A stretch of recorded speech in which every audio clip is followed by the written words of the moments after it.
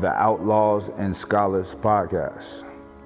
When two seemingly contrasting worlds collide, the world of outlaws and the world of scholars, there's something appealing about the rebel. The rebel is dangerous. Squat down like the little bitch you are and talk shit.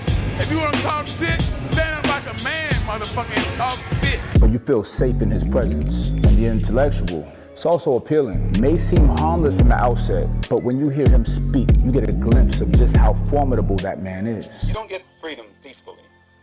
Freedom is never safeguarded peacefully.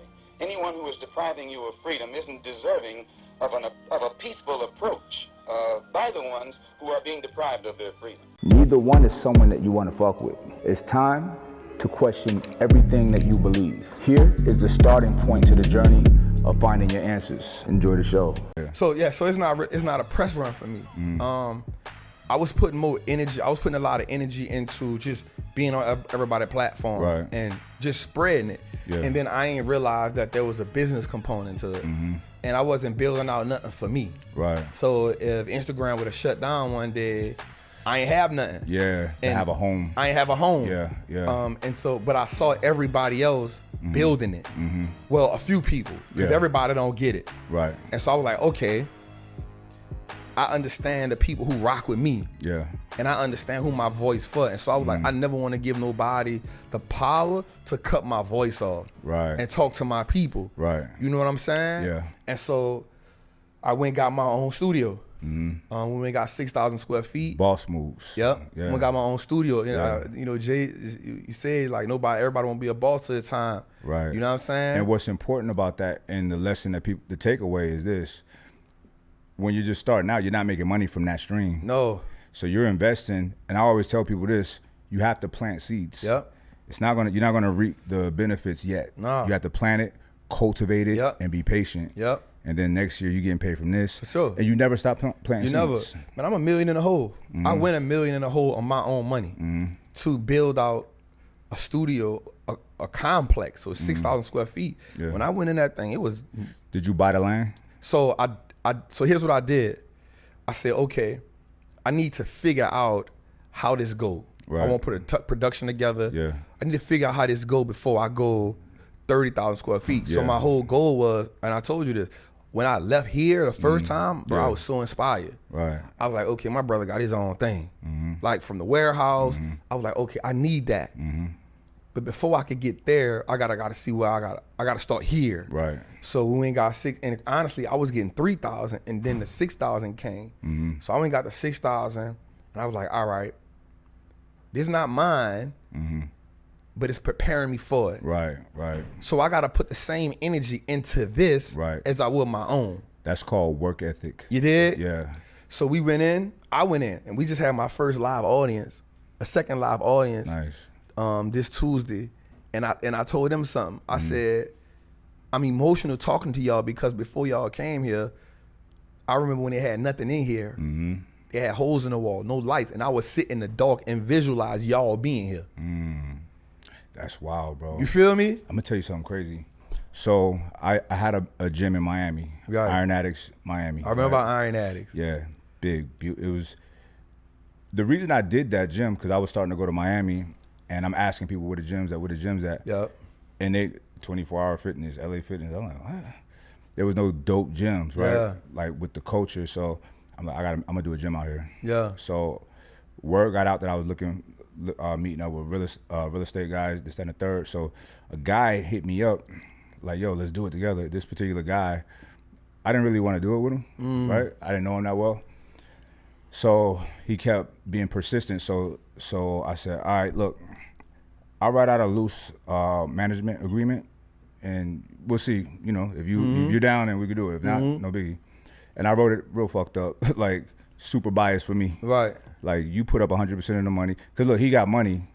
I got money and everything else. Right. So money is not unique, but if you want to partner with me, you put up all the money. Right. So you put up all the money, pay for my crib out in Miami, pay for my whip in Miami, pay for my travel back and forth, cause I'm gonna still be bi-coastal, right? And we split it down the middle, 50-50, everything else, right?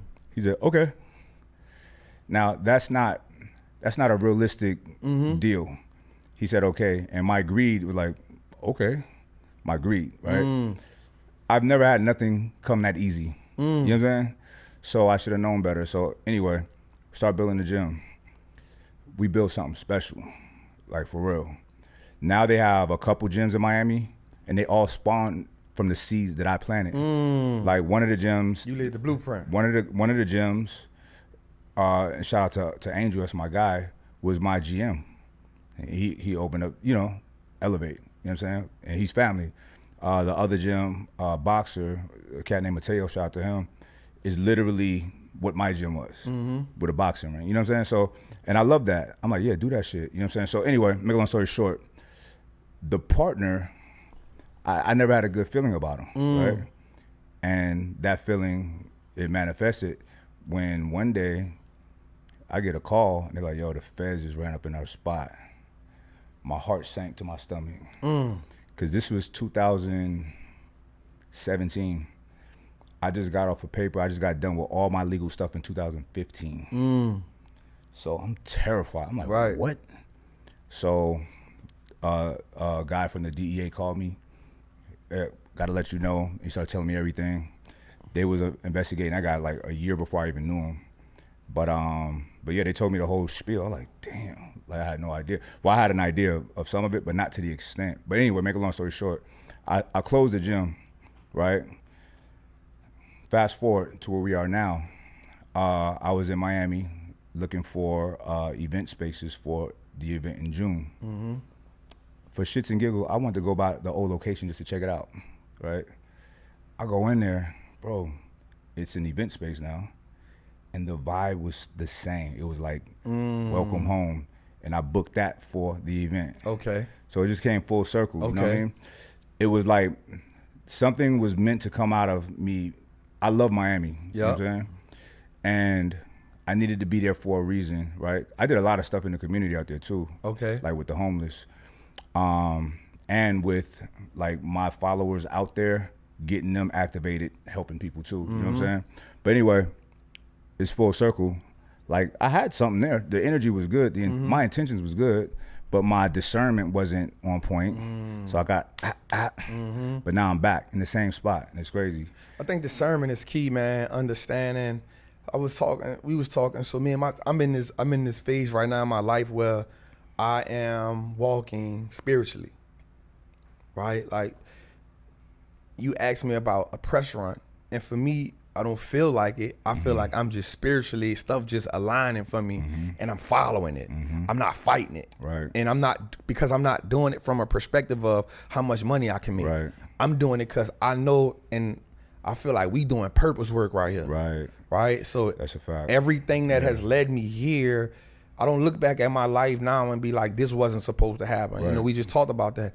Everything was supposed to happen so that later on in life, on my journey, they now become what I build from. You know what I'm saying? 100%. So we was talking, shout out to my mentor now, Eric Thomas, and he had a conversation with me. He said, Trap, your talent will get you on the stage. Your character will take you off it.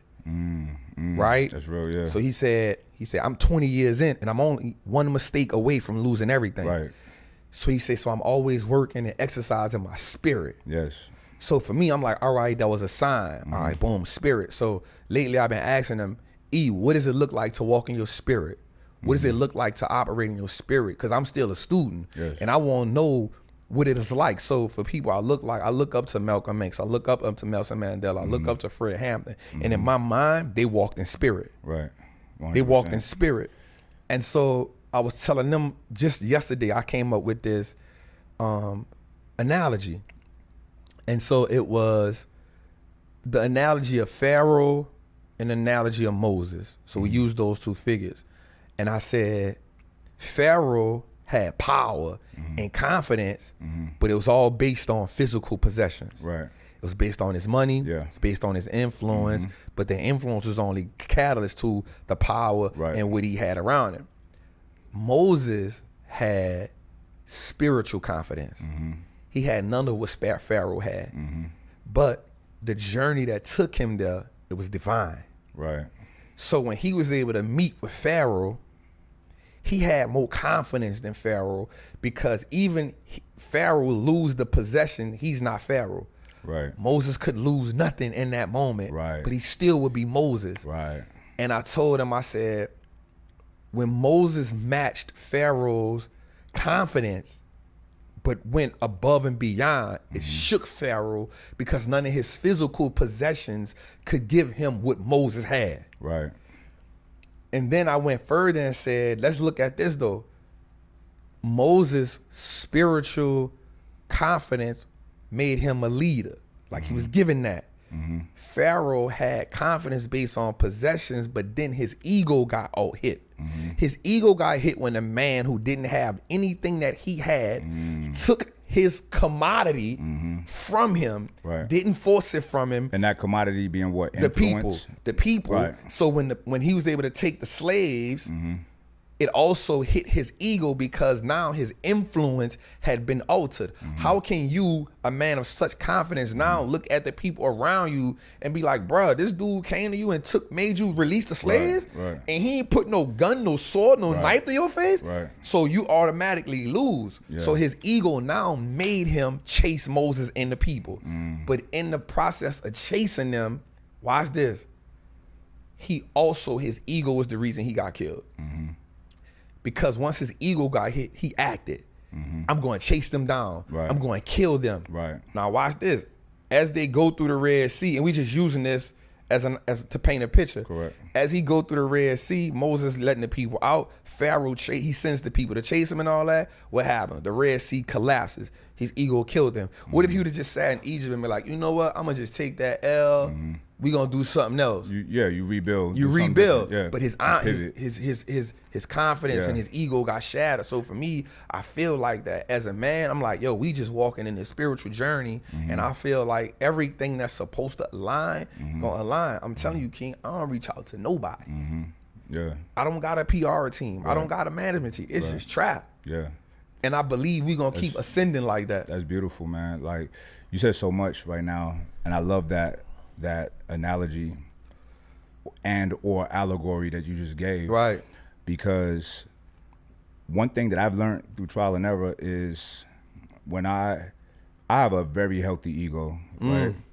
So I like that. And healthy. I don't see it necessary to kill my ego.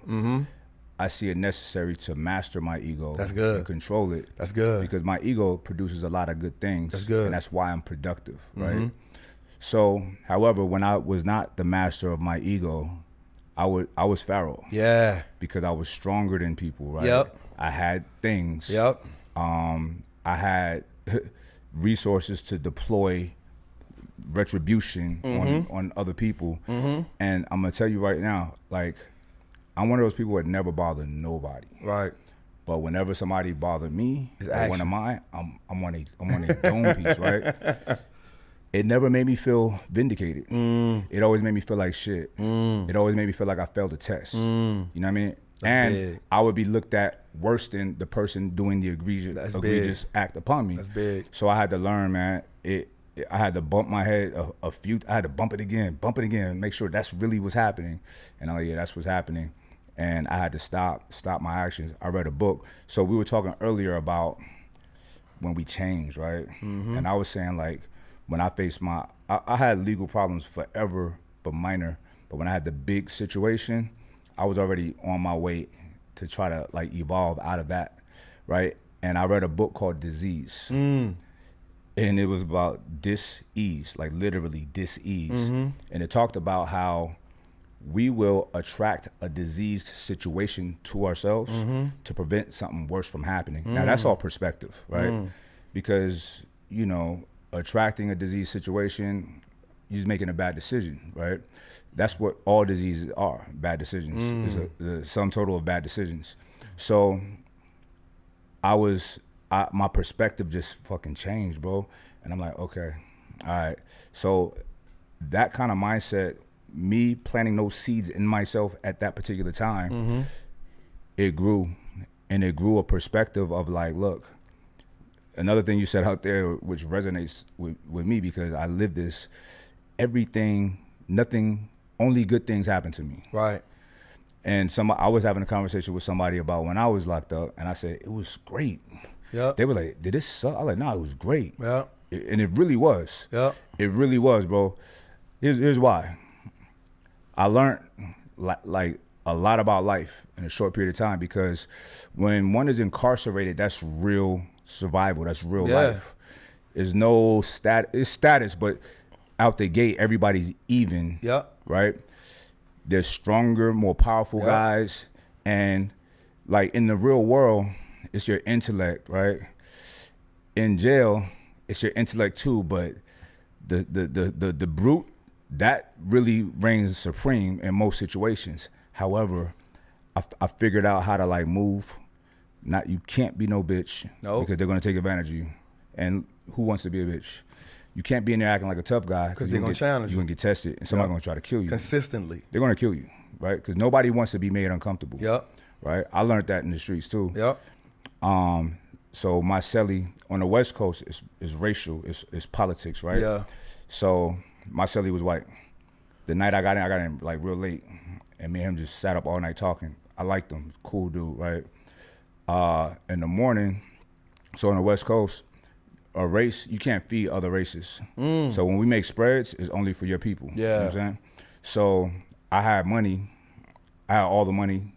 I'm wealthy in jail, right? So I'm giving up. I'm buying all the items for the spread. So they come to me like, how many you want? I said, make me 2 and make him 2, my cellie. Cat was like, okay, and did it. No problems, nothing. The white boy told me, he said, before that, like my first day in there, he said they had a meeting, the Woods. The white guys call themselves Woods, Decker Woods. He said, yeah, the Woods just had a meeting about you. I said, yeah? He said, yeah, first, anything pop off, everybody gonna jump you, just letting you know. I like, that's cool, I ain't worried about that. And I really wasn't, because I trust myself, and when you speak about moving and walking in your spiritual nature, I've been on that for a minute, even when I was behind that wall. So I know that I'm not gonna step on nobody's toes to where it's gonna happen. I also have confidence in handling myself. I'm like, that'd be kind of cool to, you know what I'm saying? Just getting a little scrap, but I'm gonna come out all right? My confidence, reigns supreme in that situation. But he seen I was so chill about it. He's like, you chill about it? I was like, bro, I'm not here for all of that shit, bro. Right. You know what I'm saying? Just like when I went in there, the blacks tried to make me the spokesperson for the black. I'm like, bro, this is y'all thing, bro. Right. I don't plan on being here long. You know what I'm saying? Yeah. So the responsibility still fell on me, but I handled everything so like genuine and so honest, even amongst blacks with other races. I'm like, bro, you want to fight that man because he called you a bitch? Yeah, he called me a bitch, but you were cheating at chess. I think that's worse. You know what I'm saying? I said, right. so you want everybody to get locked down for 2 weeks, no phone, no store, because he called you a name? And bro, it kind of made me sad, because Cat was like, probably how profound Eric Thomas is to you. Right. That's how profound that was to these guys in there. And right. I'm like, bro, this is like rudimentary intellect. Yeah. But that's what people are. You know what I mean? So I was like a counselor in there. You know what I'm saying? So it was interesting. But I totally like align with what you're saying in terms of walking in purpose. Yeah. Every day, I'm deeper in it. Yeah. I feel like I'm deeper in it. Me and Jose was talking about something on the way here. Just to put it in, we talked about how you cannot bring logic to an emotional conversation. That's a fact. You can't do it. You can't bring logic there. Whether it's man versus talking to women, whether it's man on man, as human beings, we often have emotional like outspurts. You know what I'm saying? We have these emotional points in our day, in our life or whatever. And it's hard to put logic in that. It's impossible. You can't do it. Yeah. And so what we have to do is in that emotional state, understand, okay, how do I diffuse it? Or how do I bring not logic to it, but how do I now cultivate some type of end result here? And so on my journey, that's you start to look at, I don't believe that thing that, and you big dog, so I don't believe that men are always logical. because I know a lot of emotional men too. Yeah, you know what I'm saying? You're right. So you're right. I just believe that when you tap into the spirit, you don't have to move off logic or emotion. You can move in the spirit, and the spirit gonna guide us, right? Yeah. And I think that comes out in a form of intuition. All right, bro. So talk to me. Let's go. I just got a download when you said that, bro. Let's go. Because let's add some nuance to men not being logical. Come on. And emotional. Black men are typically not logical and emotional. I'm gonna tell you why. That's good. And it's not a weakness. Yep. Right? It's a lack of understanding self, and it's a lack of self-mastery. A lot of times we are illogical and emotional because we're so powerful. Ooh. We know that we can do damage, right? Either with words or with physicality, and win whatever little battle we're in at that moment, right? Not saying that that's a valiant victory by any means, or a victory in the long term, because it's not, but we can win that, right? So we're just such a powerful people, but we have at least 400 years of bad programming, right? At least. I think it's more than that, because I can't imagine why whoever was over there in Africa would allow this shit to happen. So I think they was fucked up for a long time, right? So, but we could say at least 400 years of bad programming, right? So we got all of this power, but it's being utilized wrong, right? So we've been taught fear, we've been taught violence, you know what I mean? When you do a little bit of peeling back, like pull the string a little bit and learning our history, when you get to Africa, we were not violent. We were like, I love military history and war history, right? And it's like some of our wars was kind of pathetic. Like it was more like dancing, taunting each other with weapons that won't hurt. Let me stop you right there. Like, so you can still find that in New Orleans. That's what I love about New Orleans. I'm gonna let you finish. There's a lot of history there, bro. So the culture of New Orleans still does that. Yeah. So we have the Mardi Gras Indians, and we have Indian tribes. So what happens is they'll have the swords and they'll have the shotguns, and but it's more about the tradition of the outfit, the custom, the dancing in front of each other. That's why we're so good at battle rap, battle dance, funk dancing. You know what I'm saying? That spirit is still here, right? So we was taught like extreme violence, and it's interesting how, in this country they'll speak of us of being violent. I'm like, guys, you taught us violence. You taught us violence. You taught us violence. Yeah. You dealt with us with violence, not love. So we have a lot of reprogramming that needs to happen, and I think the work that you're doing, the work that I'm doing, the work that many of us are doing is beginning that process, because there's a lot of people watching. Like, yo, a strong, powerful black man can have money, can have wealth, and can have intellect, and should have intellect, because that's way more of a flex. You know what I mean? So the days of us carrying on like idiots is done. So I think, and I love that, because we are in a new phase, in a new era of black men who are coming into who they are. Personally, so I look at myself, and we talked about this outside, and I said, my homies from New Orleans who I really rock with before I evolved, because I've always been this. Right. I've always been a leader, but I had to evolve into. You had to change the channel. I had to change the channel. So I remember when I was 18, I was in prison. My homie, his name Rondell Goodman. He told me, he said, bro, you got so much potential, but you ain't using it the right way. That's how I got introduced to Islam.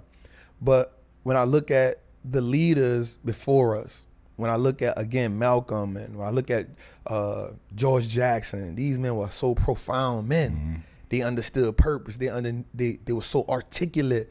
They were so passionate, because they saw what we were. Right. You know what I'm saying? And they were tapping into that real potential, that it's a Christ consciousness. It's a God frequency. It's all of these things. It's real greatness. They were tapped in. But first you got to know that you have the potential for that's it. Right? That's it. I tell people like this. Bruh. This TV right here, right?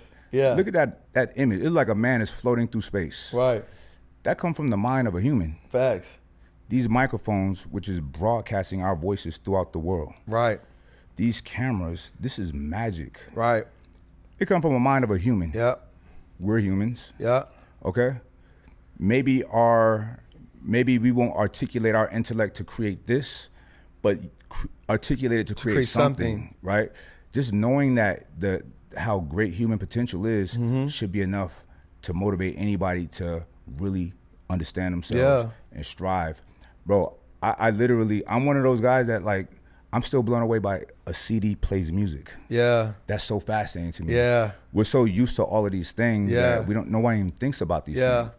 We have artificial intelligence. Yeah. We have AI. We have cell phones. Yeah. We can FaceTime across the world. If you said that was a thing 30 years ago, they'd be like, man, yeah, that's a movie. You know what I'm saying? But now we know that, I mean, I've known this for a while because you ever read Behold the Pale Horse? Come on, man. All right. Behold the Pale Horse was written in the 80s. He said they gonna kill me for this. And they did. He said they're gonna kill me for this. They did. I followed it because I was so fascinated by him. And 2001 is when he was in Kingman, Arizona. Yep. He's already paralyzed from them shooting him before. And they said he was in a shootout with the cops and they killed him. Like, he didn't in a shootout. Yeah, he said it. But anyway, he said like, yo, the technology in the movies is old.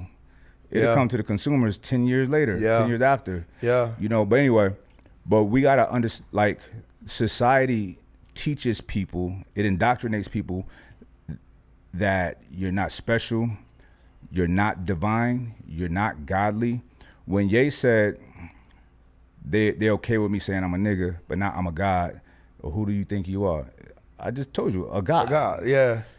What's wrong with that? Yeah. You know what I'm saying? This is how people spoke ancient times. Why are we not aligned with that? You're all gods. Why are we? Thank you. It's in your scripture. Why are we not aligned with that? Why is these things not talked about? So they want us to be docile, humble, emasculated. And people think humble is a good word. It's not. I always say that. You feel me? Obedient to anybody of authority, of a false sense of authority, right? Even like I was doing some research on schools.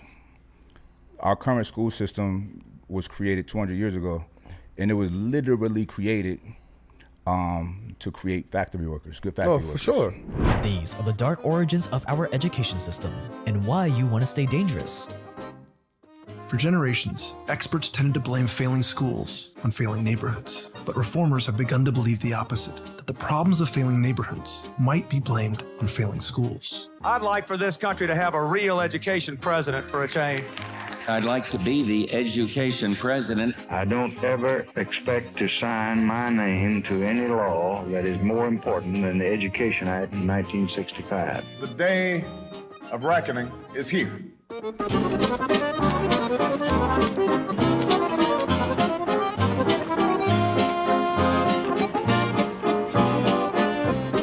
origins of the American education system can be traced back to something called the Prussian Empire. The Prussian Empire is the empire that made up modern-day Germany, and these Prussians were geniuses at controlling the masses. See, in the late 1700s, Prussia invaded Poland, and they won. Prussia now occupied Poland, but the Prussians now face a new problem. Sure, they controlled Poland, but how were they gonna get the Polish people to accept their new German rulers? They were the colonizers, the enemy, and yet somehow they needed to get the entire population to throw away their Polish identity and to accept imperial German nationalism. But the Prussians weren't stupid. They knew they had no chance in changing the minds of the adults. The adults were proud Polish people. They were set in their ways. There's no hope in converting them. But the children? The Polish children were much more moldable. And if they could attack the children, they could decimate Polish culture in just one generation. So Prussia created a new 8-year education system, where for 8 years kids would go to school and learn things like reading and writing, but they would also learn how to listen to orders. They would learn how to do as they're told. to respect the authority of their Prussian leaders. And this new Prussian education system worked. One Prussian philosopher brilliantly described their education model by writing, "Education should be aimed at destroying free will, so that after pupils are thus schooled, they will be incapable throughout the rest of their lives of thinking or acting otherwise than as their schoolmasters would have wished. When the technique has been perfected, every government that has been in charge of education for more than one generation will be able to control its subjects securely, without the need of armies or policemen." It was as poetic as it was true. Basically, if you want a submissive population that you can rule over, you have to destroy their free will. You have to condition them not to think. Thinking is the enemy, and you have to start this conditioning when they're as young as possible. So, every Polish and Prussian child was required to attend school for 8 years. 8 years where day in and day out, these kids were force-fed so much Prussian patriotism that by the time they left school, obedience to the Prussian monarchy was the only reality they knew. The Prussian system was so effective that it caught the eye of one person, an influential American politician by the name of Horace Mann. And Horace Mann planned on exporting this Prussian model to the good old US of A. And it hasn't changed. Nah, for sure. We don't live in an agrarian time, place, right? We have technology. Why are schools still the same, right? Yeah. But they want to keep everybody just simple and easily controlled. Because you're not designed to be an independent thinker, right? And then we all have to realize this, like there's a programming that has to take place in order for the majority to operate in a way that benefits America, the motive or whatever it is. Like, so if there's, I look at it like this. So we think about slaves, the runaway slave, whatever it was, think about this. So majority of the runaway slaves never knew what freedom was. Right. They only had an idea. Right. Right? They had an idea of what they thought freedom was. Right. And in their mind, it was better than what they were currently living in. Right. And at some point they said, this is worth me risking it all for. Yeah, yeah. It's worth me risking it all for. You know the equivalent of that is, you ever watch some of them 9/11 documentaries? Mm-hmm. You see the man jumping down. That's the same. I instinctively picked up my camera and started photographing them, following them as they came down, until I photographed what must become known as the falling man. It's a very quiet photograph.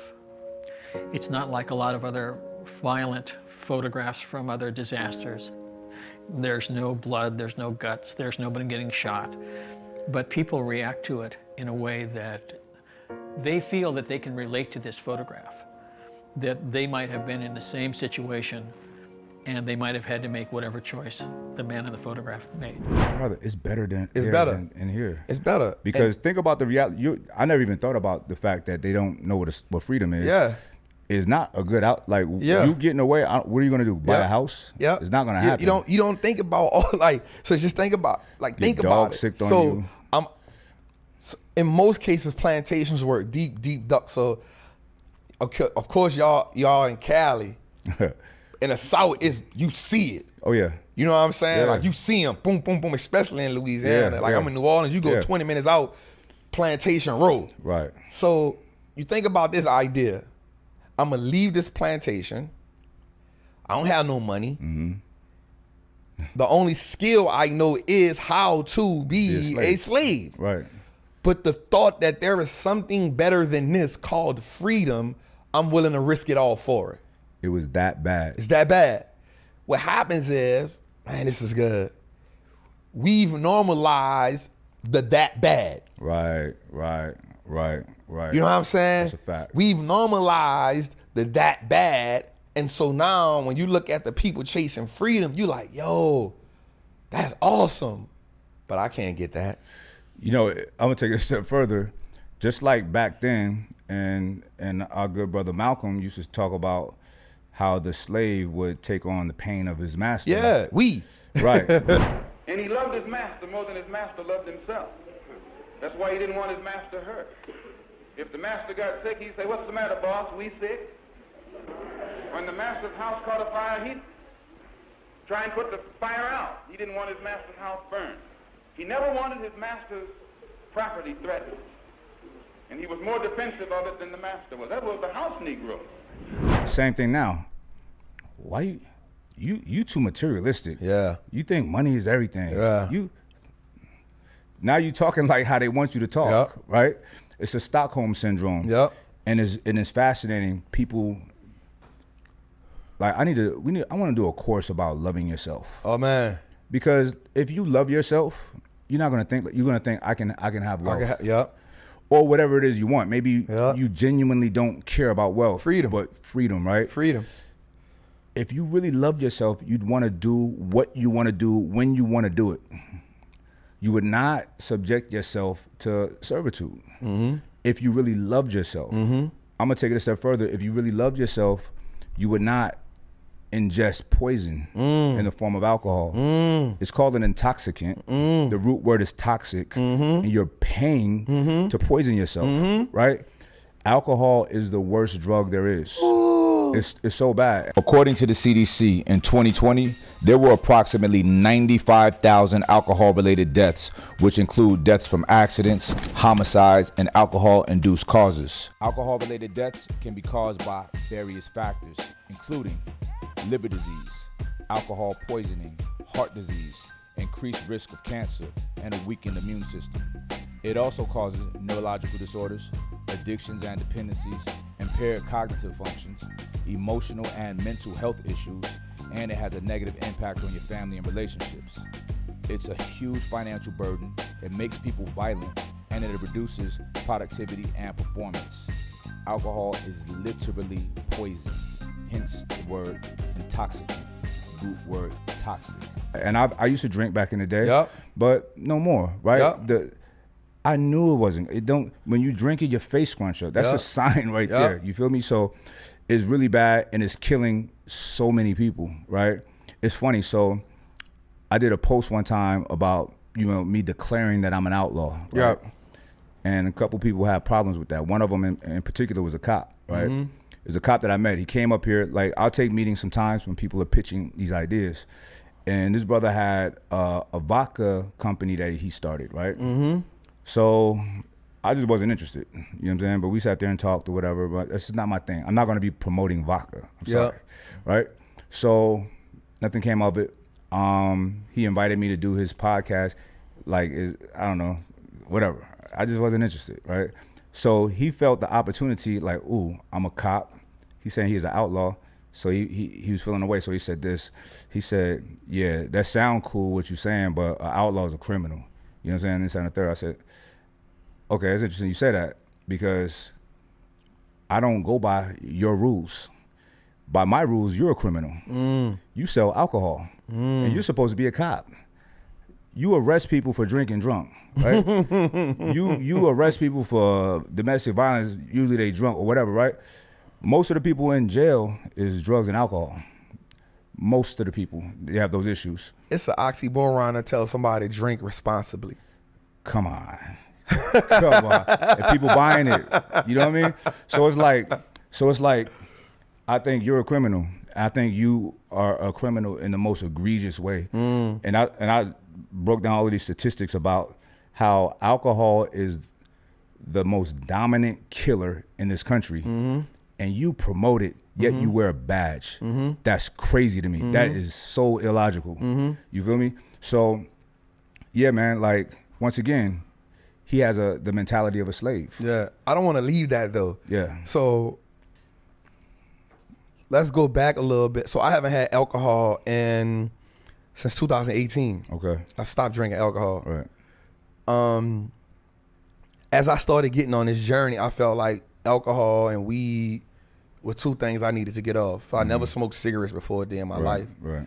So I felt like alcohol and weed was like, yo, I gotta stop this. Cause one, I can't be a teacher and it's just me. I'm not speaking on nobody. Right. I couldn't be a teacher and then I go out and have a drink, I come back, I'm hungover, now I'm trying to teach or lead and I'm drunk. It's not it. I'm trying to be a speaker, I'm speaking and I smell like weed in my eyes and people like, bro, he high. You can't do that. So enough, I always want to operate in my highest form. Right. And so now the culture I'm creating, and man, wow, big up you, again, Eric Thomas, TDJs, people who really on it. when I look back at people like that, when I look at them building their companies, I'm like, yo, they don't have people around them that smoke weed or drink alcohol. They don't. Yeah. Because you got to take on the identity of the culture that's in the. Right. So one of the things I told my team, I just told them, I was like, yo, like I got a couple guys on the team that smoke, you know what I'm saying? I was like, all right, check this out, y'all. We about to start doing drug tests. And I said, I love y'all, but I don't smoke. I don't drink. You got to take on the identity of what we representing. It's powerful. I say, so I'm not telling y'all can't smoke or drink, but if you're going to be a part of this, it ain't going to happen. It ain't going to work. And so me and Jose was just sitting down eating, and we talked about feeding the flesh. Right. And the flesh is never satisfied. You cannot satisfy. You cannot satisfy. No matter what you do, it always wants more. And so I said, alcohol, and damn, I said, yo, you know, alcohol is more dangerous than anything else. Yeah. I said, some people, if you've drinking alcohol long enough, the doctor will literally tell you, you can't make them stop drinking alcohol. Or you'll die. Or they'll die. Did you know that alcohol kills more people per year than every other drug combined? And if that's not shocking enough, it can even kill you when you try to stop. Talk about a catch-22. If they stop drinking the alcohol, they'll die. So you can't do nothing about it. You know what I'm saying? That's how painful it is. And I was like, yo, I can't be an advocate for wealth. I can't be an advocate for, that's why I admire you, because I'm like, yo, you gotta, in order for people to live a healthy life, yo, you gotta detox from everything you've done, everything you've accustomed yourself to, and then you gotta starve the flesh. Right. Because the flesh has the cravings. And the person and the man who cannot starve the flesh can never walk in the spiritual purpose. You can't ever walk in your divine purpose, because the flesh gonna always have one up on you. Yeah. Bro, it's crazy that you're saying I like this. You're saying these things. So did you do Ramadan? Yes. I did Ramadan, right? Every day. And I said, you know what? I'm gonna stay on Ramadan schedule even after Ramadan. I'm gonna just drink my liquids, my fluids, right? And I'm doing it today at least, but I've done it a few times, but I'm gonna stay with it because I already eat once a day. Yeah. The only difference is typically I'll have like a snack or two throughout the day, but like today is nothing, right? Right. Because while I was on Ramadan, during Ramadan, I felt my best. Amazing. People like, you look younger. Yep. You know what I mean? I felt great. I mean, I'm traveling during this time. I'm in Miami. I'm at the gym working out. There's a girl I knew in there. She's like, dang, you look good. Like, what's different about you? You know what I'm saying? But not only that, I felt incredible. Starving the flesh. Now, here's the thing. So that's literal and figurative, right? Now, look at America.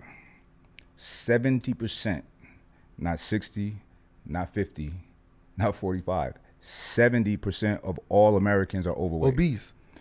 No, 70, but 60% of those obese people, overweight people are obese. Yep. So most of the people that So there's a difference between obese and overweight? Yeah. Oh. Obese is worse. Yeah. So that is because people have no control over food. I said alcohol is the most dangerous drug, but it's actually food. Food I like is where you're number one. going. Alcohol number two. I like where you're going. Now, if one can discipline him or herself enough to not be a slave to food, you part with half of the journey there on that self-mastery. Yeah. Because that's what we need. We need to master ourselves and know ourselves, right? Stop eating. Don't eat. Yeah. Just a day. Just give it a day. Once. You know what I'm saying? And what people gotta understand, it's such a liberating feeling. Yeah. You feel, oh, I did it. It wasn't that bad, you know? And here's another thing. Here's a side effect to that. I'm gonna give people a low-hanging fruit. Let's go. There's a process called autophagy that occurs when one is in a starvation mode. You was going good, yeah. So what it is your body is start to clean up the damaged cells and DNA, get it out of there. Damaged cells and DNA is why we die. It's what exposes us to disease and cancers, right? Also, the alcohol you're drinking, or we all eat processed food. You can't get away from that. So with processed food, some of the additives stores in our fat as toxins. Yep. It has nothing. It's nothing productive the body can do with that. The only way you get rid of that is autophagy. Is fasting. When you're fasting, your body is using fat first for energy. Yeah. It's using the bad shit for energy. You know what I'm saying? And it's good energy to use, right? Yeah. So the physiological benefits should be enough for people to adopt a lifestyle of fasting. That's why I love you, man. So brilliant, bro. Likewise, bro. So brilliant, bro. This is my space. And I'm really passionate about it. And you know, I've been eating. So I ate once a day for many years back in the day. I remember we talked about that. Right. Yep. Honorable Elijah Muhammad, How to Eat to Live, prescribed it back then. So my father had me on that back then. But then as I got older, I started eating normal. And then when I started really lifting and getting into my like weight training hustle, I was eating a lot. Yeah. Way too much. And I was huge. I was 250 pounds. Wow. You know what I mean? So I did blood work in 2016 for the first time in my life. Bro, that was scary. I got to do something myself. Yeah. It showed me that I was trending. I was on my way. I was down the street from being pre-diabetic. Wow. And I wasn't even fat. I was too big, though. Right. Big is big, right? And you're eating way too much, spiking your insulin, becoming insulin resistant. That's how you get diabetes. So I'm like, all right, say less. Drastic change. Going one meal a day. Every other day, no meat. You know what I'm saying? Yep. So I went through that. So at that point, I started getting my blood work done on the regular. That first year, like every 3 months or so. But now I do it twice a year, right? And it's good. And now I do eat balanced. I had a completely plant-based diet for about 2 years, but that wasn't necessary. And I like animal protein. I like meat. So now I eat what I want to eat. But the things that I want to eat are very healthy. Right. You know, I have no desire. Look, pizza used to be my favorite thing to eat. Every now and then I do it, and then it tastes incredible. But I feel like shit. Yeah. So it just every time I have it, it's like more confirmation not to do it. You know.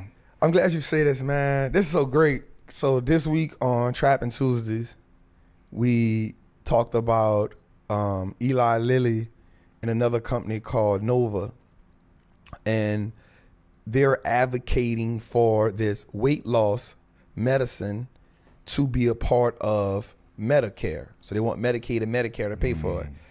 Right now, this drug that they have is on pace to be one of the largest, they're scheduled to make hundreds of billions off of this drug. And what happened was the drug helped people lose like weight in like 72 weeks.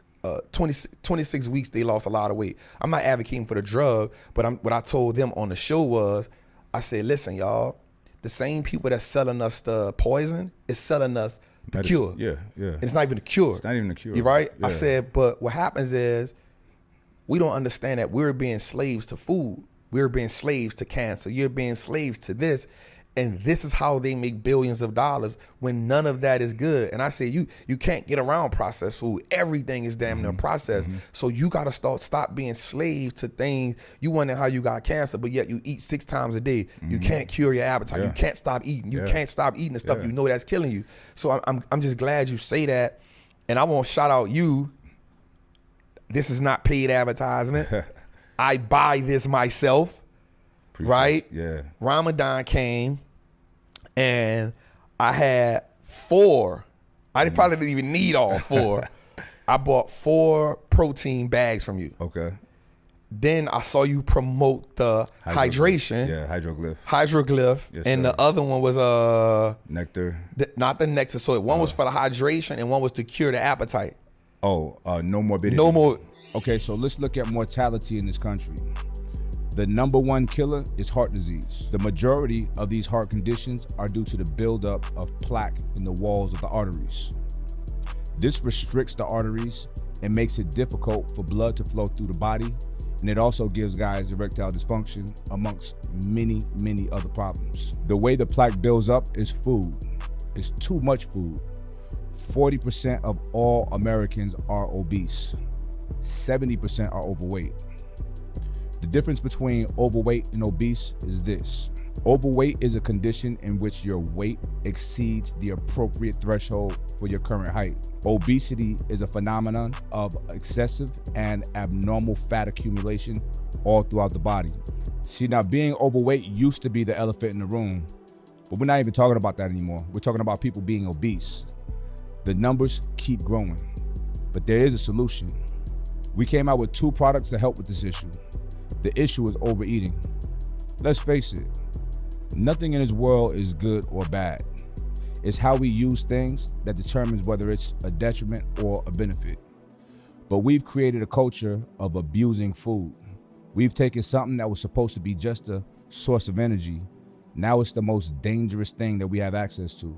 I can get into the psychological and biological reasons on this, but we'll get into that on another video. I want to offer you our solutions, and we have several.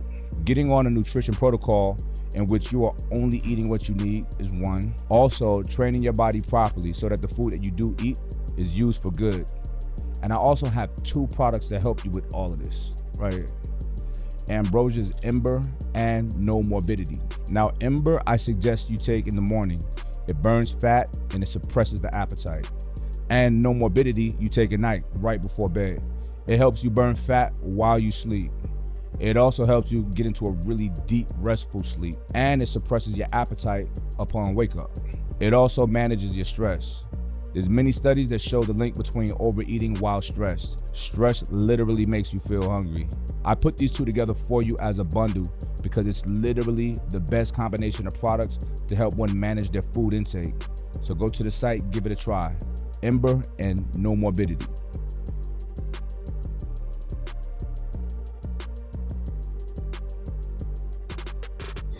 I purchased both of them. Yeah.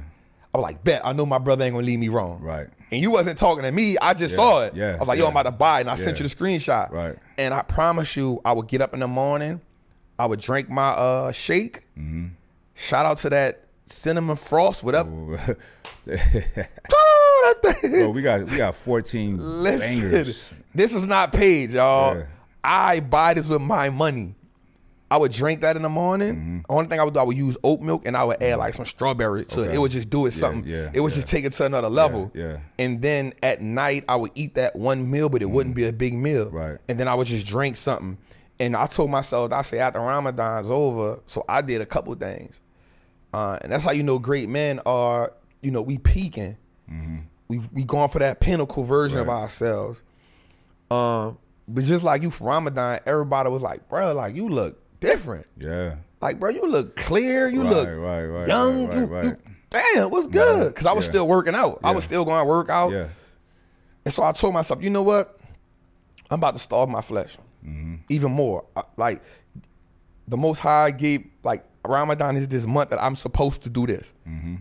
But after this, I need to adapt a different lifestyle. Correct. I need to adapt it. So I haven't ate pork in years, maybe since 2002. But I told myself, you know what? Not only am I going to do this with eating, but I told myself I'm about to go on, you about to laugh, I'm about to go on at least another 4 or 5 month run while I'm not even having sex, bro. Trap, I hate to say this, bro, but I'm there with you, bro. Right. It's not, and I say I hate to say it because it seemed like we just agreeing just right. But that's the trajectory. Yeah. So let me tell you about what was slowing me down a couple years ago. I was drinking. Yep.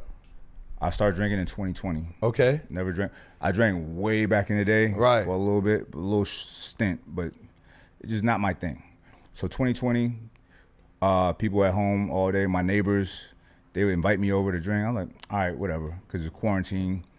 And we had fun. I had fun. You know what I'm saying? And I was like, you know what? I could drink because I deserve it. Like, I got my life together. Right. If you ain't got your life together, you shouldn't do this. Drinking. Right. That's a slippery slope. So I would drink. So with that, it lowers your inhibitions, right? Yeah. Not only is you poisoning yourself, but it lowers your inhibitions. So you're more prone to eat things that you wouldn't normally eat, right? Eating a lot. And I would eat or indulge to feel a little bit better, you know? And you feel like you needed it. I need a burger to suck this up. It doesn't even make sense. So I would do that. And I also was out in them streets. Yeah. You know, I need to go bust something down. You know what I mean? Yeah. So I'm just doing the most. And then got in a relationship.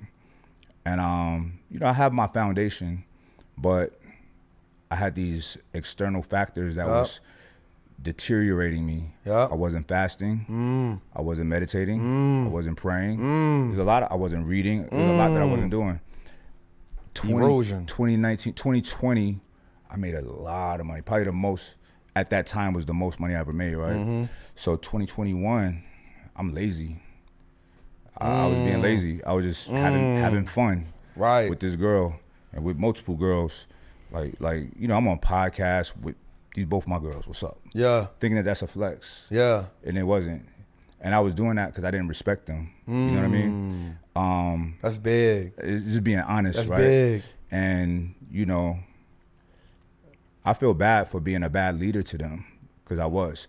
And I knew better. Bro, I'd be laying in bed with Shorty eating chips. What? And I'm not even embarrassed that she's watching me eat chips. Right. That's embarrassing. Right. To be in your bed eating chips. Right. You feel me? So, but I was like, yo, I'm tripping. Like, I gotta stop doing this. So the alcohol, like I said, it's a slippery slope because it will have you doing other things that are not appropriate. And those are the things I was doing. I was drinking, I was eating bad, and I was being very promiscuous, you know?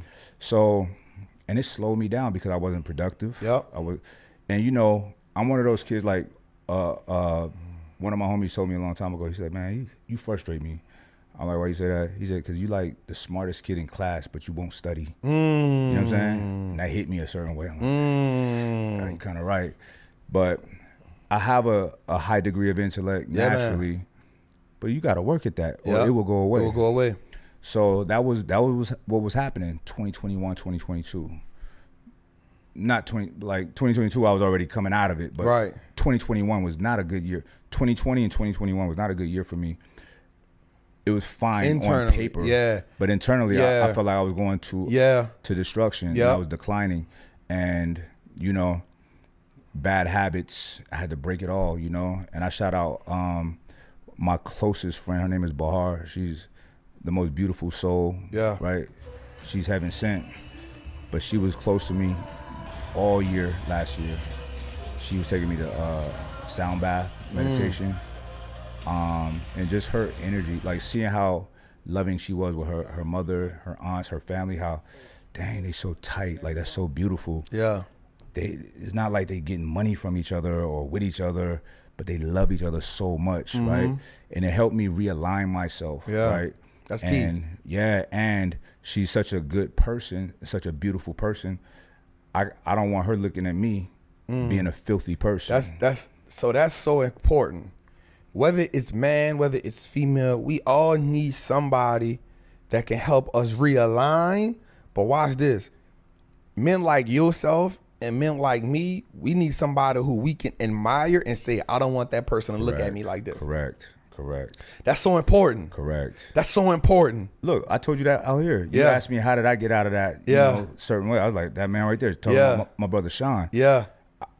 I don't want him to see me as some bully. You know what I mean? That's important. So, you know, I'm always going to be me. Right? But, all right, so my name is Michael, right? Michael is the highest degree of angels, the archangel. Come on. Michael's assignment, his literal assignment was to cast Satan or Shaitan out of heaven. Down to hell, right? And he antagonizes him, right? And he just fights the good fight.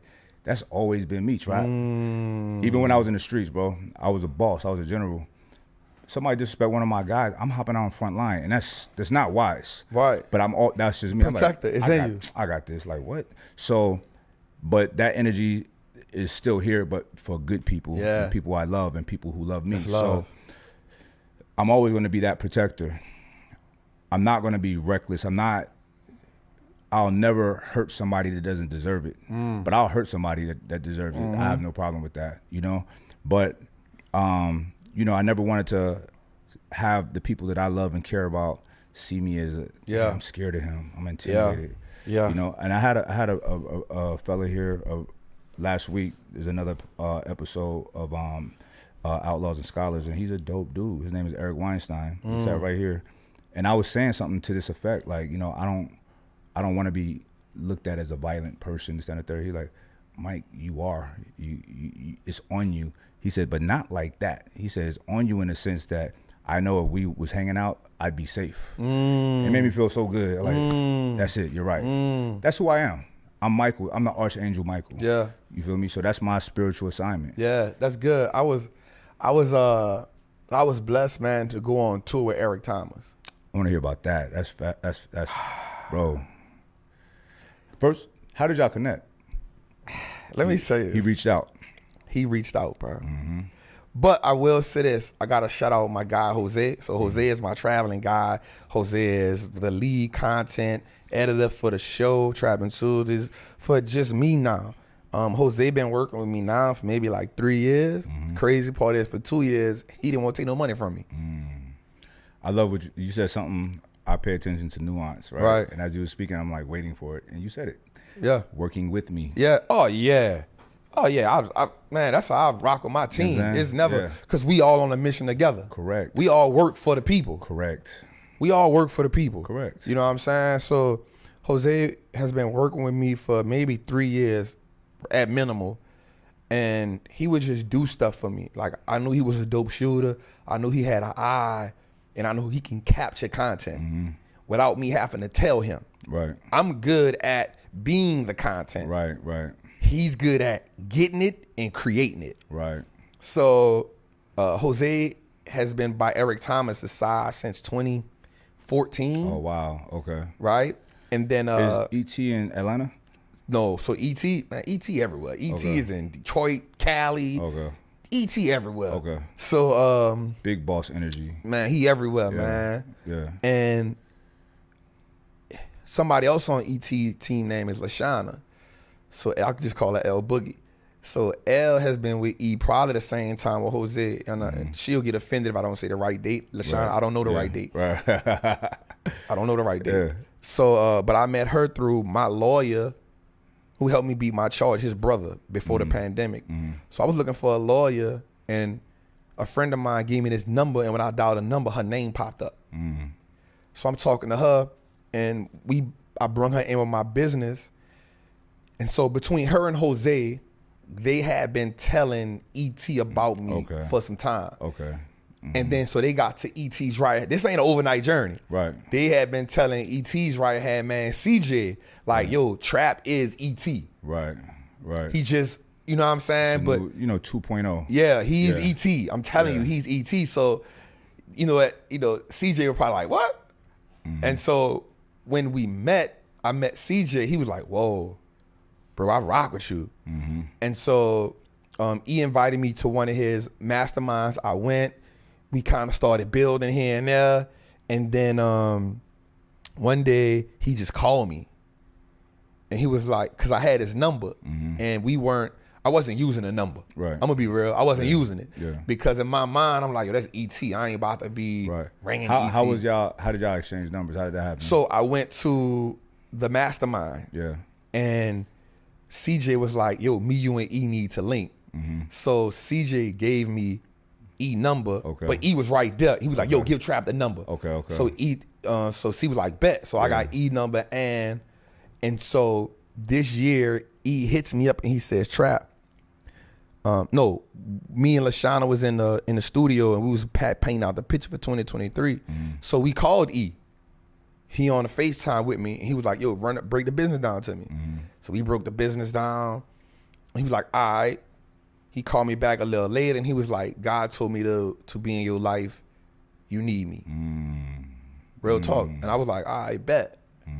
And so he was like, every week we got to tap in. Every week we got to check in. Man, tell me what you need. Tell me what you don't need, but I need to hear your voice every week. Right. And he was like, listen, I get it. I know where you from. You don't want to bother me. You don't want to get in my way. Right. I'm telling you, Trap, every week, if I don't reach out, you need to call me. Right. Like, we better not get to Sunday and I haven't heard from you. Right. You know what I'm saying? Yeah. And I'm going to be honest, coming from where I come from, the one thing I've never truly had, and I'm just being real transparent here, I ain't never had no father figure. Yeah. I ain't never had it. I always been big dog. Right. You know what I'm saying? I always been, man, I got this. Even when I wasn't big dog, like of a crew or nothing, I was still like, yo, I'm dolo. Like I can hold me down. So it's crazy because immediately I understood the assignment. Right. I ain't feel no type of way. Right. I ain't like, man, who he think he talking to? I was like, bet. Right. So we started talking and he started just telling me stuff about myself. And he was like, Trap, I ain't never been to prison, but I've been around it and I've been homeless like you've been home. So we just was talking. And then one day he did something that was so profound for me. He called me, he said, Trap, I'm about to go speak in a prison.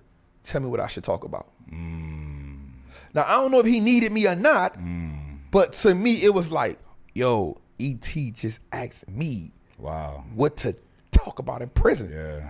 It's on and popping right now. You know what I'm saying? Like that blew my mind. And so he came back from the prison. He was like, Trap, I killed it. Thank you. I appreciate you. Wow. He was like, he said, Mom, I'm talking. I was like, what would Trap say right here? Right. And I was like, wait, what? And then he did something. I think he was at church or something. He did a speaking engagement with Jeremy. And my cousin went, who I brought in town, and my cousin said, bro, E.T. said, I was listening to Wall Street Trapper, and my boy Trap said, pop, pop, pop. And I said, wait, what? Yeah. So now I'm like, damn. Bro, all right, so question for you. Talk to me. All right, so I always, like, when we met, I was like, I fuck with Trap tough. Right. When you and Marcus, y'all had a thing in L.A. 7 cities, 7 days. So I'll go pull up. Shout out to you, bro. You did pull up too. I was blown away with how good of a speaker you are. Wow. With how well you articulated your thoughts. Wow. With swag. Right. And how well they received it. Right. I was like, this guy is good. Man, thank you, man. So I brag about you all the time. Man, thank you, brother. So it doesn't surprise me that E.T. or whomever else, whoever's in your presence, and get a whiff of your essence is going to do the same thing. Yeah. So it makes sense. It doesn't surprise me. Yeah. It doesn't surprise me. You're special. Look, I got some special people in my life, bro. Like straight up. You know what I mean? Like my boy Sean, he's special. Right. He's special. I don't know if you know how special he is. You know what I mean? I'm going to put him on stage. Wow. You know what I mean? So like, but the man is special, bro. He's when I first met him, I didn't like him at first. I was like, nobody's this nice. Right. It's not a thing. Right. You know what I mean? I'm from New York, bro. People nice is like, for me, being nice is like being direct. Right. It may not feel good, but I appreciate your honesty. Right. But he's nice, and he's wildly intelligent. You know what I mean? So I really care about that guy. And you know, you, my boy T, even the newest guy, Matt, I love him. Right. Like I keep attracting or being drawn to incredible people. Like really good people. But that's important for people like us. It's important for a lot of people, but for people like us, it's truly important because what happens is those people, it's kind of like they give us the atoms and the neurons that we need. They're not gonna cater to our ego. They not gonna, but they gonna feed us, and we need those little nuances around us to help us. Listen. It is interesting because when I was in the streets, I always had friends that were like nerds or looked at as like not cool or whatever. Because I was that guy. I just had the makeup of a cool guy. But bro, I was in a chess club. I played piano. I played saxophone. I was a valedictorian. Come on, man. My friends couldn't read. I'd be embarrassed. One of my boys be trying to read, like they call him. I was like, or we have passes, and you get the girl to write the passes. She'd ask him like, how you spell your name? He'd make up a fake name and don't know how to spell it. This is in high school. I'm like, what is? I went to private school when I was a kid, so I had a high degree of education. Right. So I'm just like, I've always been that guy, but I always fit the mode of a cool guy, you know. But I've always had the friends that. And here's another thing: when I was really deep in the streets, my friends, like the real ones, they got the hell away from me. Right. And I'm so glad they did. Yep. Because I would not been able to live with myself had they got caught up in any of my silliness. You know what I mean? They stayed away from me, and when I was done and out of it, they were still there. You know what I mean? And all the guys that was with me, bruh, listen, I was the guy like, we'll go out. When I went out, it was like a presidential caravan, deep. And mad cars, party buses, whatever. I'm standing up, making sure everybody cool. You know what I'm saying? I was putting jewelry on cats' necks when they got out the joint, put them in apartments, right? When I little punk ass ankle bracelet, nobody stopped by the crib, nobody checked on me. Then when I went on the run, cats was like laughing, you know what I'm saying? And it tested me. I've always been a very formidable guy, right? When I was on the run, I was gone, and I'm hearing people who are less than me, like poking their chest out and discussing my issues, right? And seeming like they're happy about it. I was so angry. I'm gonna tell you what kind of kid I was. Very emotional kid. I cried every day as a kid. I used to be like, damn, I cried today. You know what I'm saying? Like, it'd be like anger or sadness or something, right? Because I am an emotional person. And I had no control over it back when I was young. So it was one day, bro, I just had it. Like, you gotta think, I'm a fugitive. I have very little money. I don't have a car. I just got out of being homeless for a hot second, and it was still fresh, everything. One thing that I had, though, was the ability to hurt people. That was my default. And I was really thinking about doing it. I was like, I'm about to go just fuck my life up. Like, fuck it. Just go. Nigga, like, I want him to see me. Yeah. You know what I'm saying? And, man, shout out to Vanessa, my baby mother. She saved my life, bro. She didn't even know it. Not even logical. She's a smart woman. She called me, look, bro, I'm homeless. Hey, you want Elijah? That's my son. Yes. Because as a man, I'm always going to say yes. Yeah. Even if I don't have the means to do it. Yep. I act like it's all good. She had no idea how bad my situation was. Hurry up and grind it, like, little money. Found a lady on Craigslist, looking for a roommate, paid her. Had this little tiny room. The room's so small, little fold-out bed, couch bed. You can't have the bed out and open and close the door. You gotta fold the bed up to open the door. You know what I'm saying? Like that. But me and my little man, me and my son. You feel me? And man, she saved my life, and then he really saved my life, because one day, walking into school, he's little at this point. He taller than me now. He's 6'1", benching 205. Like, come on, you know man. What I'm saying? But come on, little boy, you know, it's kindergarten, I believe, and we in Long Beach. So I go pick him up by foot. They have a car, and I could see him before he could see me, because he's little. I just see him, and he's like looking for me, and he see me just run up to me, right? Give me such a good hug on my leg, and bro, I was like, damn. Yep. This little beautiful, perfect, little angelic, pure human loves me. Yep. I need to love myself. Yep. And he began the process of me learning how to love myself, because if he could love me, I gotta love me. Yep. Because I didn't love myself back then. Literally, that's how I got out the street. I walked away from the street because we talked about it out there. One, I started thinking about the consequences. So you think about, like, I look at it as like a jungle. Right. So, or the safari. So in a safari, a lion hunts instinctively first. It understands the landscape. Strategy comes next. But in the streets, it's the same way. You gotta be instinctive, and then strategy comes. Right. The moment you start thinking about the consequences of your actions, it's the moment that you no longer need to be in the streets. Correct. Yeah. You know what I'm saying? Yeah, yeah. The moment you start saying, damn, I could get killed. Yeah. Damn, I could go to jail. Bro, that was my thought process. Right. Yeah. So once I started thinking about that, but that didn't happen until my daughter was in here. She was here. Right. And I held, and I was like, wait. I got a human being. A human. This is a human. Like, I've seen him, but this is my human. This is my human. So, and I remember having this one vivid picture, and this what made me cry when I was holding her. I remember being in prison, man. I remember my partner. He had 99 years. I'm lying. He had life plus 99. Let me get it right. It's a little overkill. Yeah, it's a little overkill. It's overkill.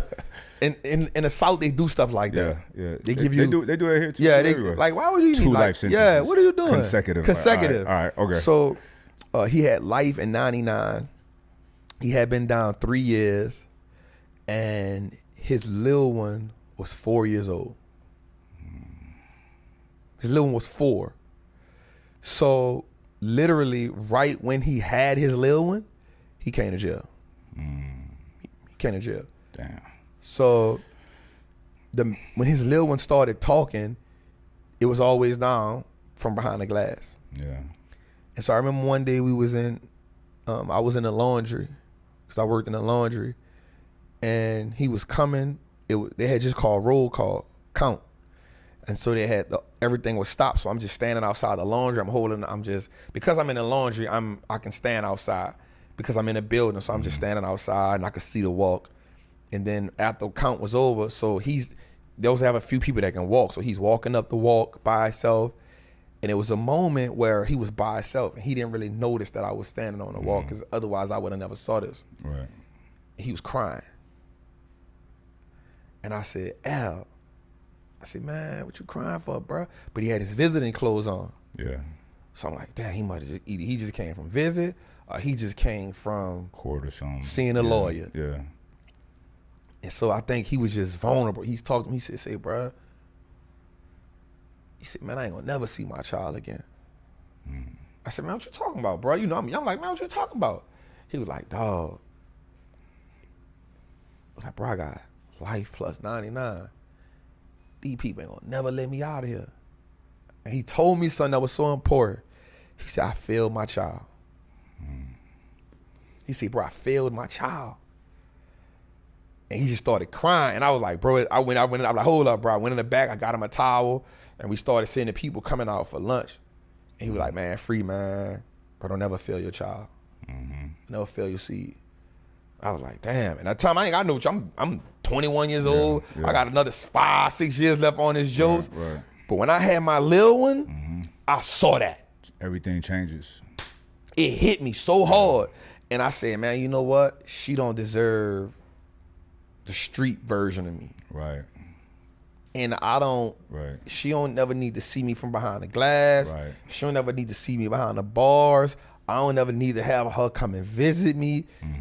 This is a decision that I could change. And from that moment on, man, I was willing to embrace a new life. I was willing to walk away from the streets and be okay. I bowed out gracefully. Because before that, I had a couple of situations happen. I was like, damn, that's crazy how this happened. But then once I told you about the lick me and my homie hit, that married that. And I was like, you know what, I'm good. You're such a fortunate person for that to be the catalyst to get you out of the streets, because some people catalyst is getting paralyzed. Or getting 20 to life. You know, I'm sure you know a lot of people in the joint that's Christian now, that's holier than now while they're behind the wall. Because that's like, what else? What else I gotta do? And it should never be like that. Nope. It should be real. When you free. People should be free. But if people do horrible things, they should not be free. You know, so it's like, bro, I'm just listening to you, man. I'm very inspired too, because you did not waste your freedom. I know, bro. I know a lot of people have been to the joint. I tried to though, and but you got out of it. And they're bad people, bro. Man. And that's why when I was locked up last time, I was like, this guy's like, man, I don't deserve to be in. I'm like, bro, they violated my rights. I'm like, you have no rights. You're in jail. Calm down. Everybody in there was innocent. Oh, that's a fact. Everybody in there was innocent. I always say I'm the only person that I'm one of the only people I knew that was like, yo, I did that. I did that. And here, in my situation, I was like this. Look, bro, my life was good. Legal businesses, people knew who I was. Here, what an embarrassment, right? But I said, I'm here for a reason. I wasn't mad. I'm here for a reason. You know? And while I was in there was like meaning, you know? I'd be in my bunk. There'd be old men standing at my door just wanting to talk. They ain't got nothing to talk about, but they want to talk. And I understood. It's like they have nobody to talk to in here. They go in the chapel with this little old lady just to get out the door. You know what I'm saying? They need counseling. And I had a vision about the type of counseling that I think would be effective behind the wall, and that's like somebody like me or you. that you think is an inmate. Yeah. They're not. They're just a counselor. Yeah. You know, because I stopped a lot of wars from happening. Yeah. By like like, bro, that's silly, bro. Like, you know what I'm saying? To get people to think a little bit different. Yeah. But if there was a whole program of that, and then deploy these people into these facilities, you know, pay them good, but you there for 3 months at a time. Yeah. And you out for a month or two, and then you go to another prison. Yeah. You know what I'm saying? Like, yeah, it can be dangerous, but I'm okay with that. And I'm okay with that. So we just did prison. So shout out to Lala. Again, shout out to Eric Thomas, because he made the connection, and I wound up going to Rikers. And Jose, what we did, three units altogether. So 4 altogether, 3 in 1, and then we did Lala's unit by themselves. So we did 4 units. Who's Lala? Lala Anthony. Oh, okay. Yeah, okay. Lala Anthony. She did the same thing I did. She went in, she did it? So that's her, she has a whole unit. What does that mean? Meaning, like, there's a whole unit of guys that's locked up that she helps get their mind, like, nurture them. Wow. Shout out to her, bro. I didn't know. Listen, so see how you said, who's Lala? That is the exact same thing I did. I was like, who? So Jose told me, Jose was like, if somebody said Beyonce, how many Beyonces you knew? I'm like, I only know one. Right. He was like, right. Well, why didn't we think about that? I said, bro, I just didn't imagine Lala in the correlation to prison. Wow, bro. I didn't even, it didn't make no sense to me. Yeah. Until when I posted it on Instagram, she commented. And she was like, yo, my guys, they've never been so inspired. And I'm gonna say this, yo, because I know she don't put, like, she DM'd me and said, Trap, I just want to thank you because my guys have never been so inspired. Right. I gotta see how we get back there. She's like, I go back like once a month when I'm not shooting, but I need you to come back with me because I've had a lot of people come, you move the needle. Wow, yeah. And I was like, I ain't even gonna lie. Like, I played the post up, I was like, I had no idea. She, like, literally, King, she has a whole unit. Wow. That she helps nurture, get them ready for school, get them ready to come home and be productive. Right. She has a whole unit, man. So definitely shout out to Lala Anthony for that, man. And so we went to Rikers, and man, that's my work right there. We did we did New Orleans, and then we did that. And I was like, yo, moving forward, between churches, masjids, and prison detention centers, that's where I want to do my work at. I don't have a money-making problem. I love you, bro. I really love you, bro. Yeah, man. I love you, bro. Man, thank you, man. I love what you're doing, man. Yeah. Because those are not money plays. Everybody's calling about money plays. It's not a money play. And everybody's calling about money plays, man. I tell my team. I love that, bro. Yeah, we don't got no money problem. I appreciate you. Thank you, the human King. being that you are. Thank you. The work that you're doing out there. And you put me on notice that I need to get my ass to work. Yeah, we got to work because we got, and like Jose, and I'm going to say this, and I'm not taking nothing from E, but Jose, when it was like, bro, I think you probably outwork E in the prison. Dang. Not on no. Yeah. But the difference is, you've been there, that's my element. You know it. You know. Yeah. You're more comfortable there. Am I lying? Yeah. And it wasn't like we competing. Right. But the passion it's for more me, of a natural I was there because I'm telling them nuances. Yeah. Like, yo, how many of y'all got out the cell this morning just because you ain't care what was going on? You just need to get out the cell this morning. Right. They like, yep. I'm like, how many of y'all in here right now like, yo, you got the clothes folded under the mattress with the crease, and in your mind you think you'll go to visit cold-blooded, but you ain't realize we all got the same clothes on. Right. But you comparing it to the crease we got, it was like, they started laughing like, damn, bro, I've been here. Yeah. I'm like, bro, the flip-flops, how many of y'all every time the door slam, y'all jump because it get on your nerve. Yeah. And so what happens is there's nuances that you could talk about. that I can. That's relatable. That's relatable. So now I'm not just somebody trying to come talk to you. Right. Like I told one of the guys, I remember we were talking and the guy said, man, we supposed to be scared of that? Remember he said that? And I was like, cause I said, yo, I come home from the attempt murder, I did this. And I say, nah, bro, you're not supposed to be scared of that. I'm not here to scare you. But what you're supposed to be scared of is this. When you come home from here, the likelihood of you getting killed, 3 to 5 years. You ain't gonna make it that long. The likelihood of you coming back, 2 years. Right. You should be scared of that. The likelihood of you coming back here and now not having a paid lawyer and all the dudes who doing the gangster talk to you, they not sending you no money. Right. They're not helping your mom. If you got kids, they're not helping your kids. Very high You should be scared of that. Yeah. Me, I'm just trying to show you how to be a millionaire. Right. You shouldn't be scared of what I'm saying. Right. But I'm you and you're me. So what I mean by I'm you is I was exactly where you are. Not once, twice. I did the 10-year stretch. And then after I did the 10-year stretch, I came back for 10 pounds of weed, $10,000, 223, SKS, 10 ounces of lean, 100 X pills. I came here for that. Convicted felon on a firearm. I got found out guilty. I was blessed. Everybody don't get blessed. Everybody don't get blessed to be able to move. So you shouldn't be scared of what I'm saying. You should be scared that your future, if you don't change, is real bleak. Right. And everybody in there looked at him like, damn. Right. How did he receive it?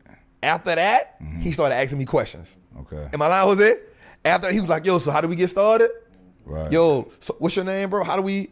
Because I'm not here to scare you, bro. Like, this not scare tactics. Yeah. It's not scare straight. Yeah. I'm telling you that, bro. I'm you, probably worse than you, because you probably was a follower. I got a question for you, yeah. bro. Advice. Talk to me. What if you got somebody that you love in your family or friend, somebody close to you that don't listen, that won't do right, right? Then they get themselves jammed up for life, right? So, or they might get the path they're on, they might get themselves jammed up for life. Yep. How do you just like, hey, it's on you? Like, so what do you do? We can't save everybody. But what we can do is show them the possibility. Right. Right? So I'll give a prime example. Man, I got my cousin with me.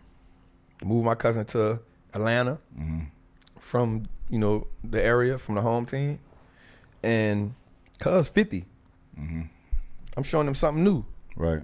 Working with ET. Come on tour. I'm gonna be real with you. He's never been this popular in his life. And I'm not taking it away from him. He's never been this popular. And sometimes popularity can be worse than money. Right. Oh yeah. You feel me? Yeah. Attention. Yeah. We all want to be, you know what I'm saying? Recognized. Validated. Validated. It's just human nature. Yeah. So I am now in the process of saying, all right, cuz, like, now we got to make better decisions. Right? Like, because where you are now, you're getting a taste of a different type of lifestyle. And it's only going to grow because I will never stop working. Right. And I'm the person, notice again, you notice when I say Jose, I didn't say Jose worked for me. Right. I see that with everybody on my team. Every time I do a show, we got George behind the camera. We got Jose right here. I just want y'all to know, y'all, I wouldn't be nothing without them. Right. And we not nothing without y'all. We say this every single week. So what happens now is the people start to build relationships with Jose. They start to, hey, Jose, what's up, George? Right. So now what happens is, you got to make better decisions. Now, I can only do so much. Because what happens with me and you is we understand the trajectory where we going. So now we become cognizant of the decisions that we make. Sometimes the people around us can get complacent. And when they get complacent, they make those bad decisions and we can't save them. Right. Sometimes we got to let them feel the fire. Right. Now, if you fail, and I just told my team this. I said, listen to me, y'all. We got to make better decisions. Check this out. If you make a bad decision and I got to save you, I will save you. But after that, we don't got nothing else to talk about. Right. I'll save you. Right. As much as I can. Yeah. But after that, you on your own. You on your own. Yeah. So I think that's my perspective of it is, yo, it's love. I ain't gonna never leave you out to dry. But what happens when I've told you about something that's coming and you think you don't see it because I'm always getting mentored. I'm always, you don't talk every day, but when we talk, it's a 2-hour phone call. Yeah. It's a 3-hour phone call, right? Because what happens is, from the time we last talked, I've taken on so many different life experiences. So have you. So now it's my obligation as your brother, here's the things I've went through. Here's what I've learned. This is where I'm at. Maybe you went through it, maybe you haven't, but I got to share them with you. Right.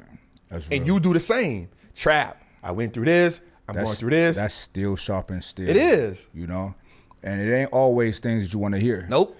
And I implore the people around me, please tell me if you see me fucking up. If you don't, that means you don't care about me. That's what Jose do me. You know what I mean? And I know I'm annoying because I be on T's head, I be on everybody's head. Yep. You know what I mean? So, because here's the thing, I'm only telling you something that I know is beneficial, that I know works. That's a fact. And I can see it working for you. Yep. And I want that for you. That's know? our problem, though. Mm-hmm. That's our problem. Our problem is wanting it for them when they don't want it for themselves. Right.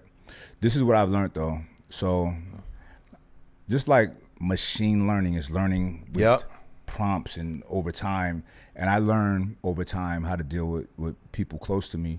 And I might come on strong in the beginning, and I see that they're rejecting or pushing back, and I'll get frustrated trying to like argue with them why would you not, you know? So I just stopped doing it, and they're watching, you know, and I'm real about mine. Yeah. So they're seeing it in real time, but the seed is planted, and they gotta let it blossom and grow on their own time, and that's it. And that's a beautiful thing, and it always happens. It just takes time. So again, I'll use my cousin. Like he making better decisions, and I know I'm annoying. I'm annoying because I'm always in growth mode. Right. I'm a forever student. Same. Forever student. Same. Student to life. Same, bro. me and Keys was at dinner the other night. I just talked to her too on the way here. Shout out to the God. Yes. And some sisters came and sat down and talked to us, and we talking, and one was talking about work, and she need a job, and I'm just like, I'm looking at her like, she's a fairly attractive woman, very articulate, got some cool life experiences. Why you not working? Right. So, and then she's like, you know, unfortunately, a lot of black people will use a black excuse. I'm like, no, that's a superpower. Yeah. You have black privilege. Yeah. And then I get into like, you know, she's telling me what kind of word. I'm like, why don't you use ChatGPT? What? ChatGPT? What are you talking about? Open AI. It's like as if she's never heard this terms before. I'm like, yo, artificial intelligence. Oh yeah. Artificial, you know. And she started like, you know, you take the goggles, and I said, no, that's augmented reality. Yeah, right. Don't ever say that again. Right. You know what I'm saying? But here's the thing: people are so arrogant in their ignorance. And she's like, no, it's the same thing. No, it's not. It's technology, but it's not the same. Yeah, but I know what you mean. Yeah, I love AI. I love AI. I'm like, wow. Yeah. People are so. It seemed like a smart woman. Yeah. You know what I mean?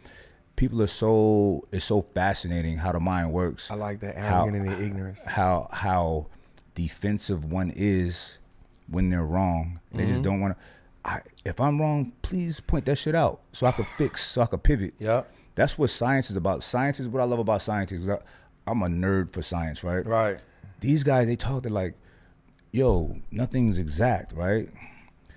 When we're proven wrong, it gives us the opportunity to advance our field of study, and it's better for society, for humanity. There's so much power. Watch this, man. There's so much power in being wrong. Correct. One of the things I tell my daughter is this. And school don't teach our kids this. School don't teach our kids a lot. Correct. I tell my daughter this all the time. It's okay to be wrong. It's okay to make mistakes. You don't have to have all the answers. Right. Because when you have all the answers, you build up arrogance. Yeah. And you will not learn. Right.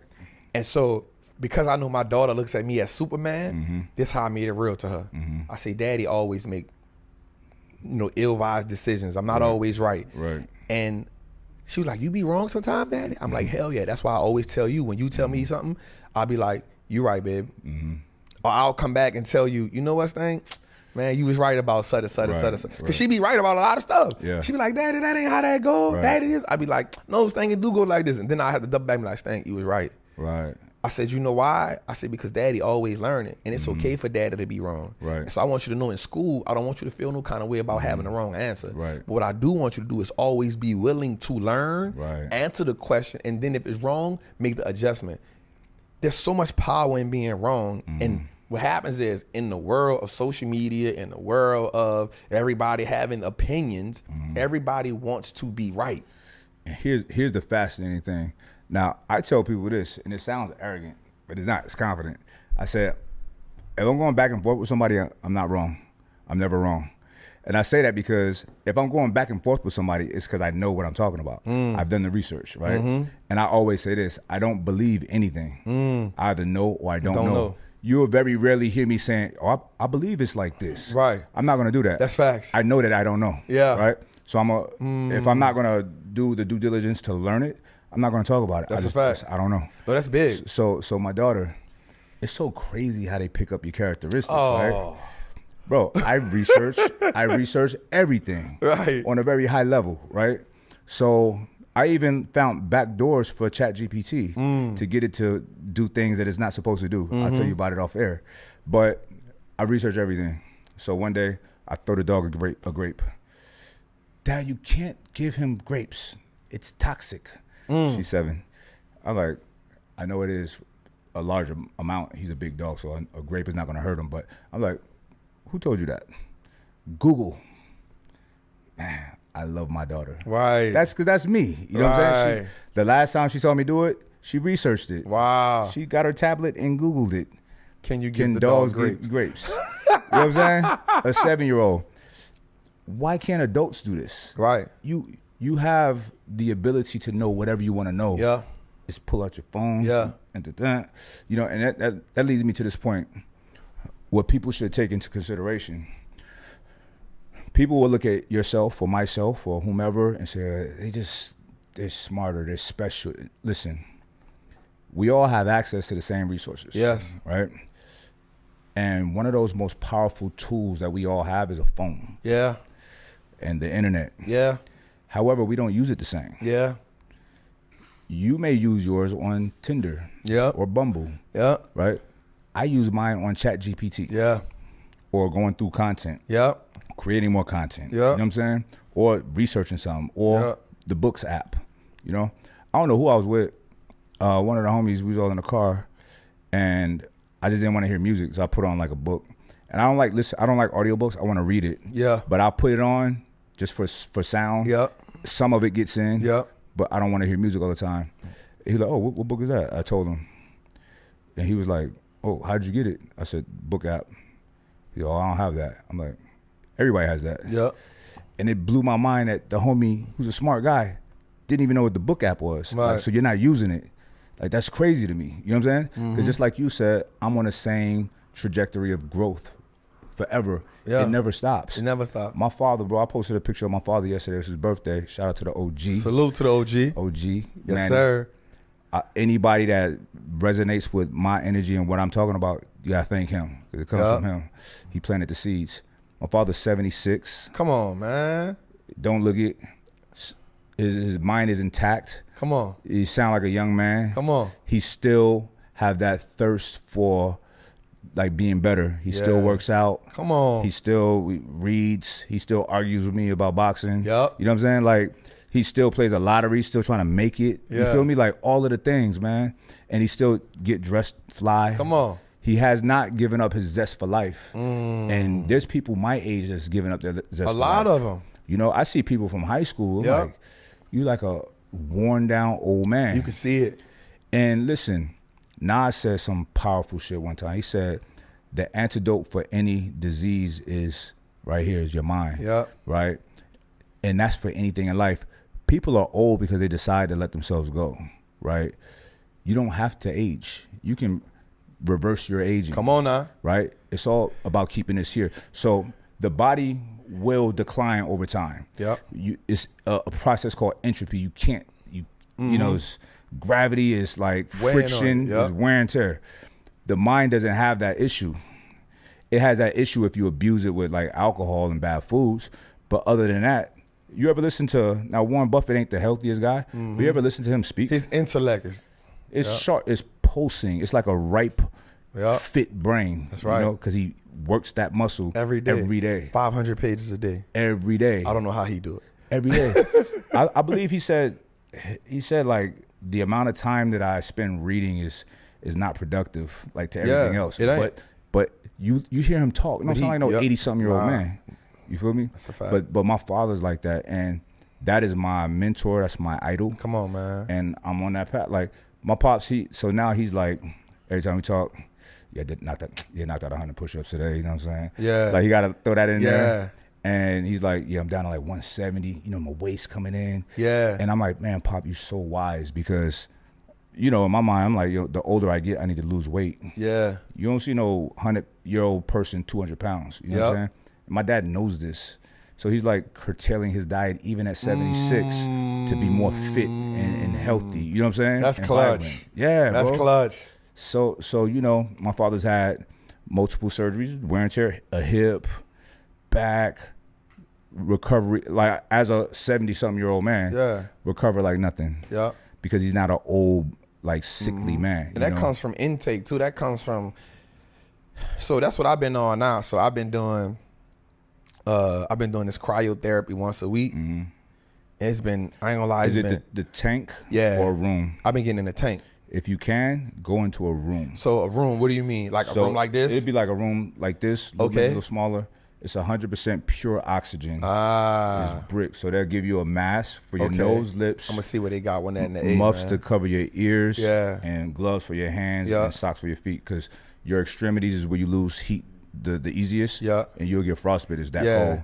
And the play is to be in there for 3 minutes. That's what I do. Yeah. So I gotta find a room. You gotta find that because the thing is kind of Mickey Mouse compared to the room. You know what I'm saying? It's 100% pure oxygen. It's not getting out. Yeah. You in there. You know what I'm saying? So now, how I can do, I could step into them at any given time, right? I got the cheat code. I go in there and I meditate. Yeah. Cold plunge. My first time going on a cold plunge. So do you like the cold plunge? Because I was gonna buy the tub. I do. The cold plunge? Yes. I was gonna get I want to get one too. I want to get the tub. I think the one I saw was like $5,000. Yeah. To do this. Yeah. I was like, man, I might just get that joint, man. I enjoy it, bro.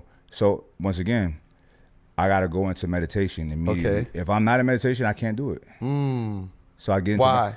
When I'm in meditation, I feel no pain. That's facts. So I'm in a good spot. So now I love to talk about meditation and teach people about meditation. Man, let's talk about that for a second, bro. It does so many things, right? Jose need to meditate. Physiologically, listen, it's hard to do. That's why we should do it. It's even hard for me still. I got me a quick 3 minutes before you got here. I just wanted to be like mellow and, you know what I'm saying, receive my brother with love. Yes, thank you for that. And listen to you. Right. You know what I'm saying? Because I've had podcasts like, damn, I'm talking all nonstop. Right. So I'm trying to be a better like interviewer, right? Not just talking. Right. You know what I mean? So with meditation, so I learned how to meditate in anger management class of all places. The guy didn't say it was meditation. He said breathing exercises before the class, right? So once again, this is as I was already evolved, but this is part of my terms. I had to do this class. And one day I'm flying from Miami to Cali, and I got somebody in Miami, all business stuff, somebody in Miami, somebody in Cali, arguing about some shit. This one person trying to get over on the other person, this person lying, all of this shit, and I'm in the middle because I'm the one who brought them together. So I'm trying to fix it and resolve it. 30,000 feet in the air with some struggle Wi-Fi. Text ain't going through, so I'm getting frustrated. You know what I'm saying? I was so hot that entire flight. It felt like a 5-minute flight, 5-hour flight, right? So we get off the plane. My son and my girls with me. I said, y'all, I'm gonna catch up to y'all. Just go, please, just go. I stopped in the middle of the airport. I didn't care how I looked.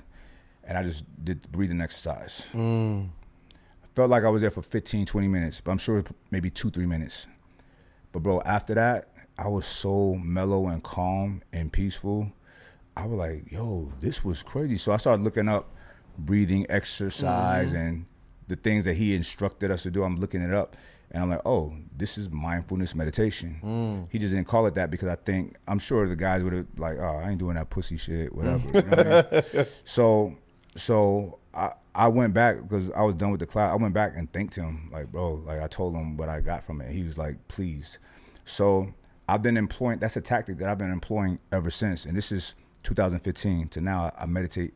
I try to meditate every day. Sometimes I don't, but now, as of late, past year or so, I've been meditating every day. And meditate at home, I meditate in the sauna, wherever I get a chance to. And I'll even meditate when people don't realize I'm meditating, because the music could be on, and I'll just be like, I have my eyes open, like staring at the TV, but I'm not looking at it. You know what I'm saying? I'm just focusing on my breathing. I just don't want people to be like, what you doing? Or talk to me. But I'm meditating. And it's important to raise your level of concentration to be able to meditate amongst noise and people moving because that's what you want to do. So how I did research on it, and like the monks would, they would isolate themselves and meditate. They would master that. Then they would put themselves around noisy, busy places and meditate. And this is how yoga came about. They elevated out of that and would contort their body in uncomfortable positions and meditate. That's what yoga is. But we use it for exercise. So, whatever, like if you can get a benefit from it, do it. It don't matter. I read something that said the people that do yoga, not in where it originated from, they are mad at America for abusing yoga. They shouldn't know, because people are still getting a benefit out of it. Yeah.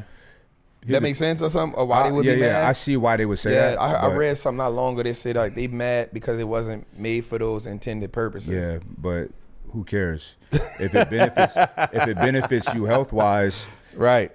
Just because you're not getting the psychological benefits, right. Still use it, right? Yep. So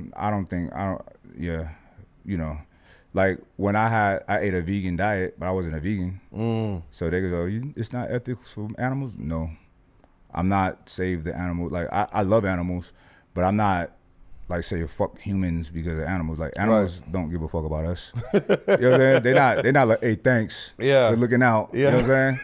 Y'all wishing death on people. Right. You go to the forest, they kill you. Right. They run from you. What are you talking about?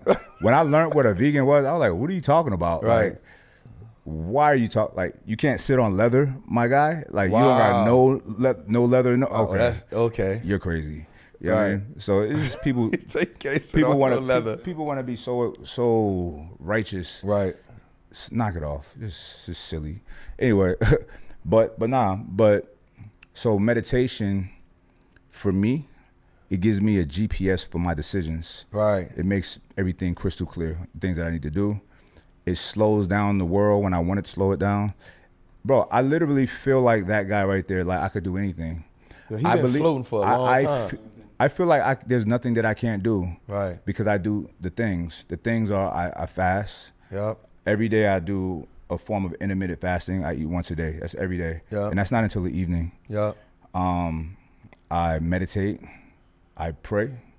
I sit in the sauna. That's very difficult.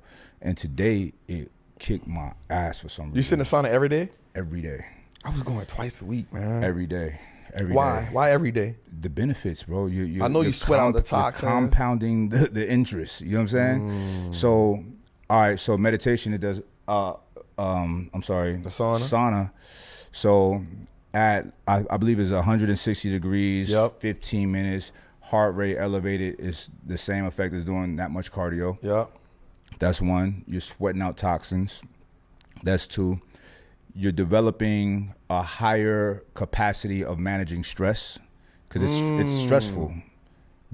Dealing with that heat is stressful. So you're being more resilient, right? I like that. So things don't bother you as much. Bro, this is no lie. There's things, I'm not gonna ever say things that don't bother me. All right. But it's like very nuanced things. Like, why would you do this when you knew you were supposed to, like people trying to deceive me. But like, say like road rage, I'm like, why would you be mad? Like, why are you honking? It's not nice. Right. You know what I'm saying? I was in LA the other day. Yeah, that's me too. Why I'm getting off. Look, it's mad traffic at night, Saturday night. So I get off on the median and I'm just cruising through. And people were mad. They like, honking. Like, what? I have nothing to do with what you doing.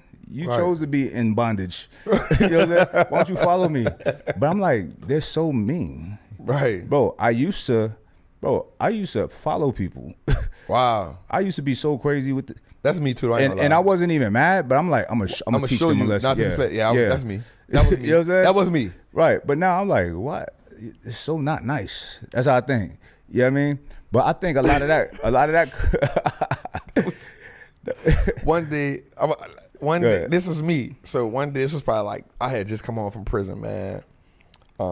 And I still had a lot of rage and anger and not knowing how to distribute that. Yeah. And I remember one day I was just at the red light and I had a 40. So I had a 40 with an extended clip and I just had it on side me. Just casually. Yeah, just right there. And I remember pulling up to the red light and I guess I had got over you know, without using my blinker or something, I got over, and the guy comes, I pull to the rear, and he comes around me, and he just like hitting the horn, and I wasn't paying attention. I'm looking at him, he hit the horn, pointed his middle finger at me, and I looked at him. He was like, roll the window down. So I rolled the window down. He's like, you MFer, you MFer. And I just picked the gun up and I put the beam on his head. I said, what? He ran a red light. Yeah. And I was like, damn, why I did that? But here's the thing. It's you know what I'm saying? What I said earlier, we do things out of emotion because we're so powerful. Right. And that will work for that moment. Right. That will work for that moment, but you could also go to prison just for pointing that gun and at that's him. what, so mind you, this 2008, I had just come home, maybe 2009, I had just come home and I was like, trap. Like, bro, we not even supposed to have this. But in that moment, that was the great equalizer. Yeah, yeah. And I think that is, for me, I had to realize that violence doesn't have to be the great equalizer. It should not be the now. That's the last resort. Yeah.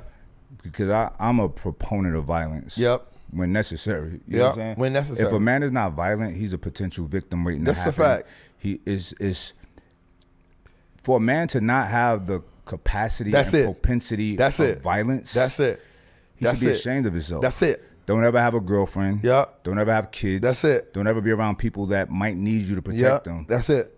Go off by yourself somewhere. Grunt. Get out of here. Yeah. Men should be formidable. That's why I always say stay dangerous. Yeah. But this is the most dangerous a person can be. Yep. A person that can articulate their thoughts with clarity, with precision, a decisive decision maker. This is what makes one dangerous to wicked people. I agree with that. But also being physically capable to choke a man's life out of his body.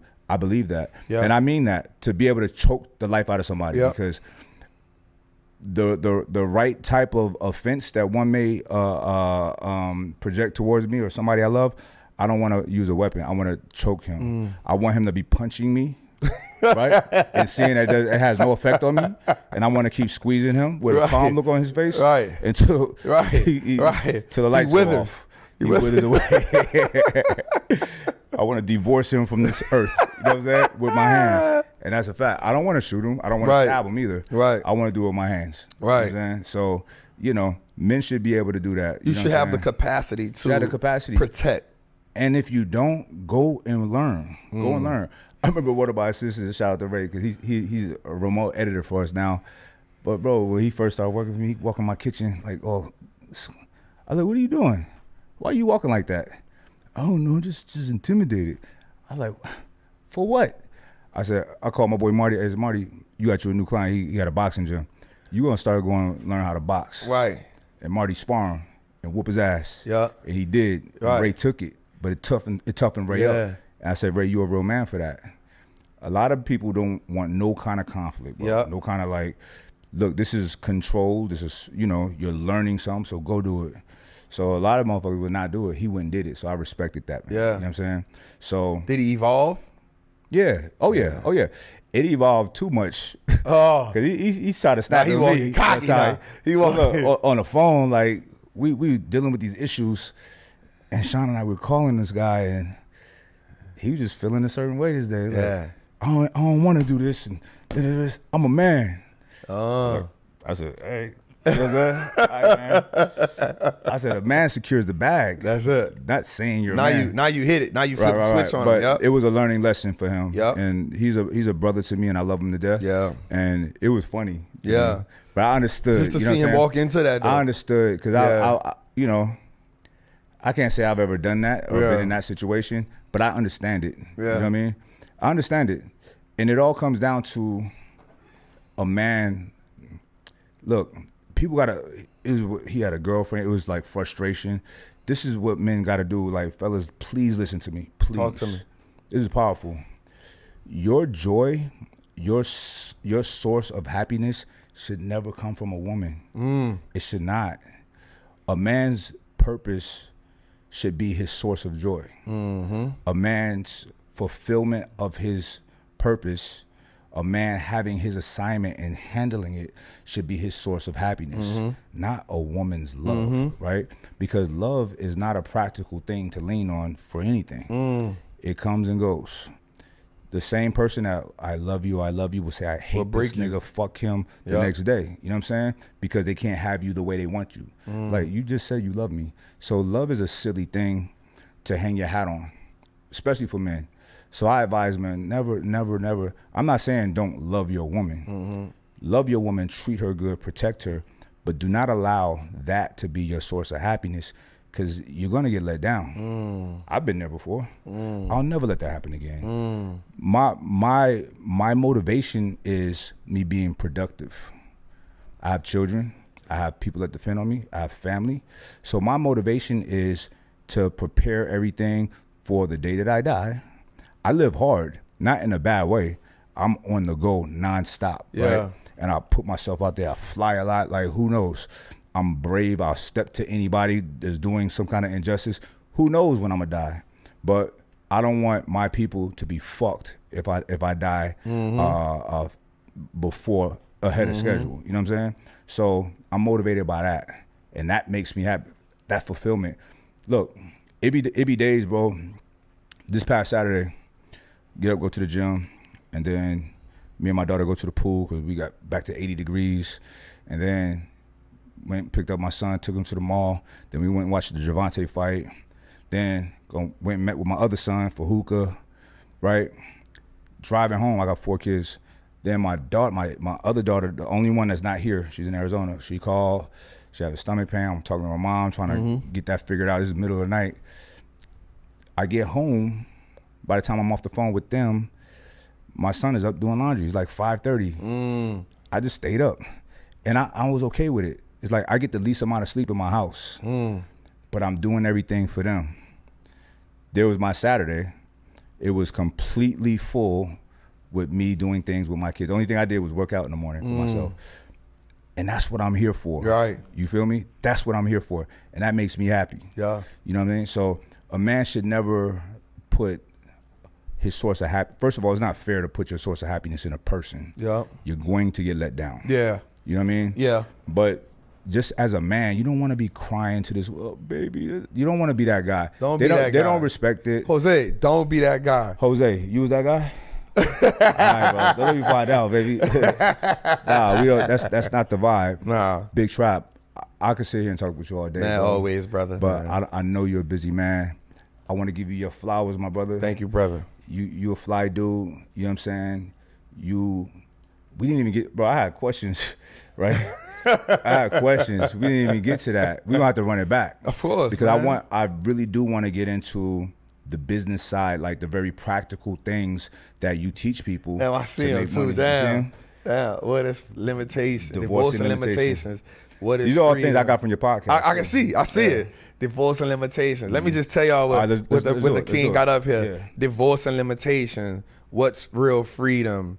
What is financial suicide? Oh, you just was listening. UFO sightings, talk AI. What does it mean that Starbucks became the bank? Is Apple the greatest company ever?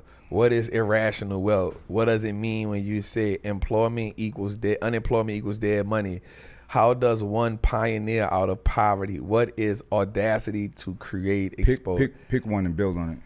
So I won't go deep. I don't want to go surface. I don't want to. Fuck that. UFO sightings. Yep. Let's do that. Wow. Let's do it. Let's do a fun one. Okay.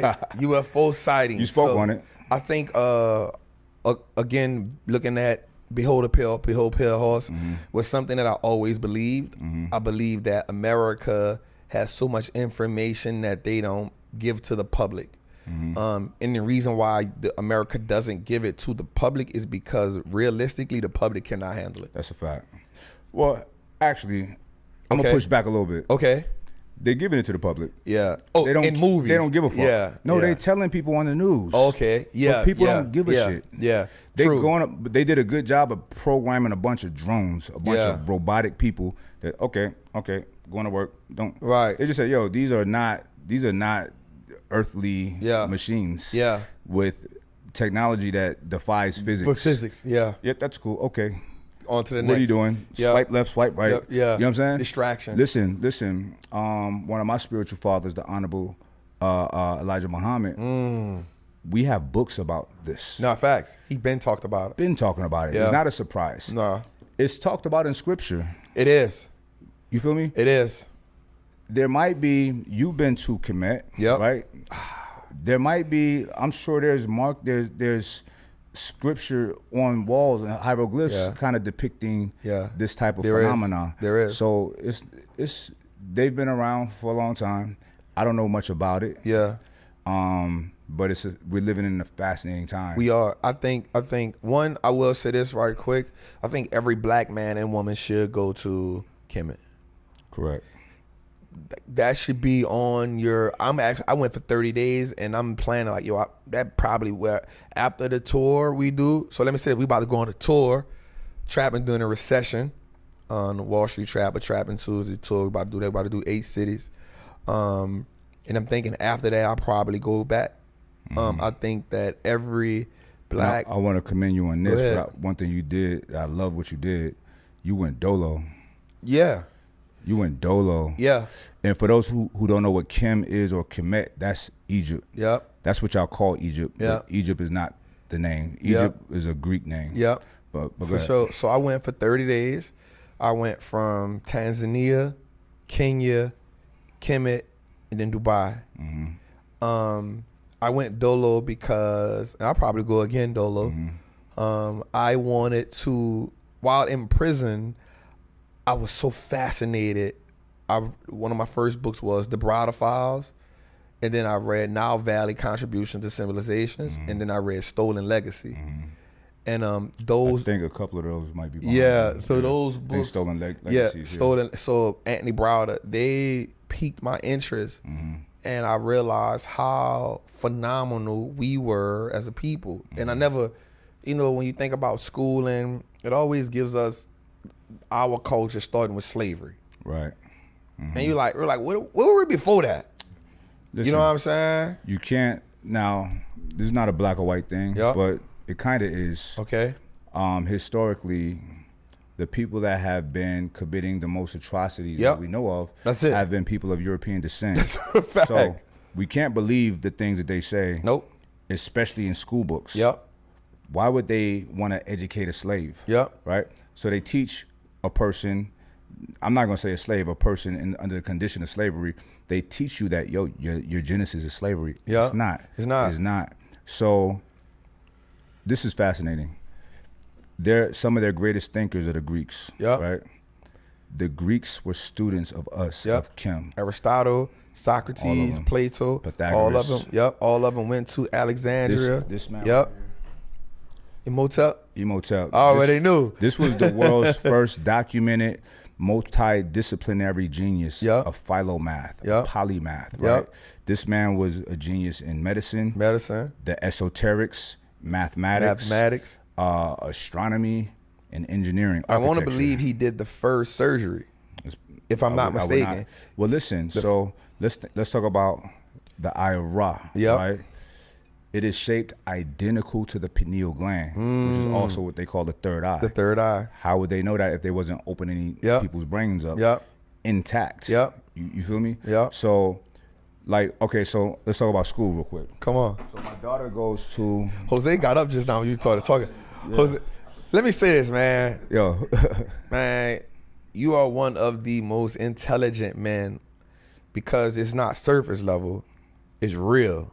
You know what I'm saying? When it comes to medicine, when it comes to the body, when it comes to the mind, when it comes to history, that's why we can build. Right. Because you can only go so far with surface level conversations. Yeah, it's boring. You can only go so far. Yeah. So the reason why we can always build is because both of us can go deeper. We can peel back a few layers, right, and then we could come back and talk. Here's where I come from. Here's where you come from, and then let's peel back layers on that. So man, I always, and I won't say that. That's why I don't mind coming here. And this happens every time. This is how phone calls. This is how phone conversations be. That's a fact. We'll go through like 8 different things and be like, man, why did I really call? Man, matter of fact, this is what I called for. It wasn't no specific reason. So I always want to tell you that, man. The intellect is how people like us continuously grow, man. So I want to say that.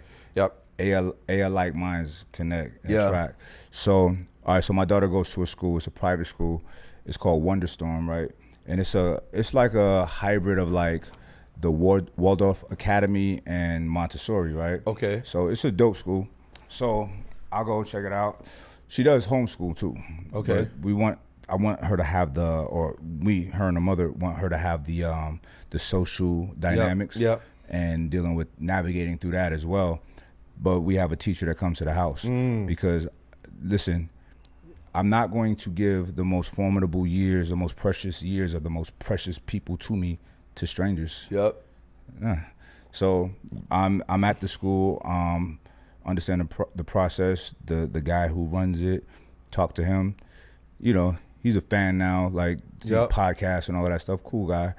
But so it gives me the opportunity to teach my daughter so much about Kemet because they teach them on a Socratic principle, right? Socrates, right? Yeah. So, and I dropped the bug in the director's ear too. I'm like, y'all should give credit to who the Greeks learned from, right? Oh, yeah.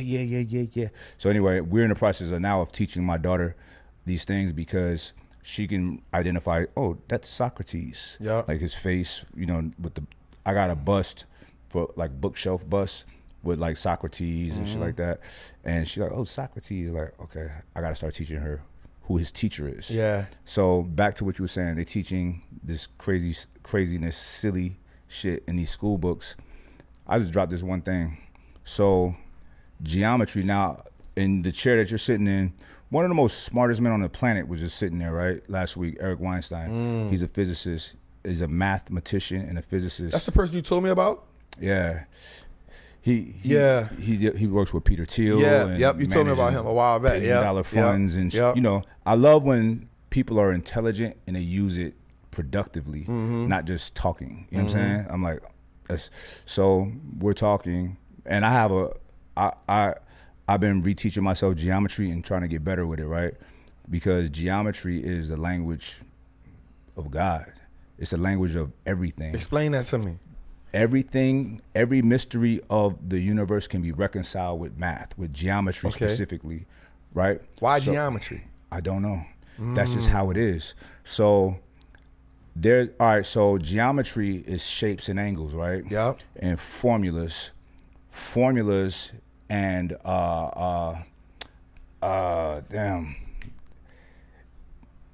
predictions, right? Okay. Everything can be predicted through mathematics. Now, we have, say, like the Fibonacci sequence or the golden ratio. Everything in nature follows this mathematical equation. Literally everything. No, that's a fact. Like traders, how? even traders use it. Correct. So we can use geometry to they use math to get us to the moon, right? Yeah. So for whatever reason, geometry can reconcile every mystery of the planet and of the solar system and of the universe. Homework. That's how they can figure things out. Because with geometry, not algebra. Nah. Geometry. Yeah, algebra is not I'm just making sure. Yeah. I just want to make sure you anybody can Google this. Like geometry you got me on research mode. Geometry is touted as the highest level of mathematics. Wow. So, and it's beautiful, man. Like I'm working on it myself. Like a couple nights a week I sit down and I'm on. You done put me on something. Yeah. So Jose, we studying geometry. Got to, bro. We have to. And it's gonna make you think about things differently as well, right? You just turning on some areas of the brain that's been dormant for a little while because we ain't been in school in a minute. So yeah, you have. I'm forgetting my terms right now. That's crazy. I'm forgetting because I'm trying to talk about it. Yeah. No, I was just on it last week. Matter of fact, I did like 3 days last week. You know what I mean? But anyway, I'm about to give me a geometry tutor. No, don't get a tutor. Don't get a tutor? Well, no, get one at a certain point, but get a good grasp of it yourself first. All right. I'm still trying to grasp it. I'm about to get it's in hard. it. Yeah, it's I'm about hard. to get in it. But every time I sit down with it, it gets a little bit better. Brain, yeah. Man. But do it yourself first. Right. And then get somebody to. All right, bet. That's just my suggestion. No, I like that. Yeah. I like that. So everything can be predicted, right? And like, all right, so the equation pi, right? 3.14 is called squaring the circle. Squaring the circle. I'm gonna just leave that there. Nah, leave that. I'm gonna leave that there. Go there. I don't have. I can't.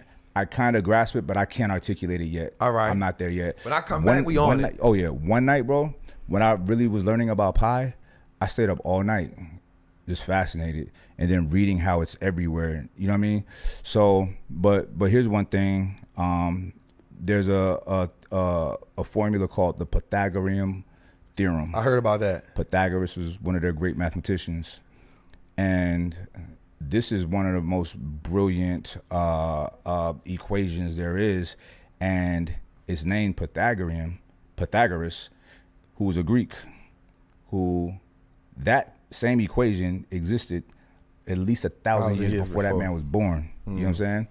Because the Kemites used it for pyramids. Now, when people start looking at, all right, you see this Piedmont? I saw that. Yep. So they're saying now that we're seeing this, like this is a pyramid, right? Yeah. They're saying that all of this is under the earth. You feel me? Oh wow. You remember they was teaching that pyramids were tombs.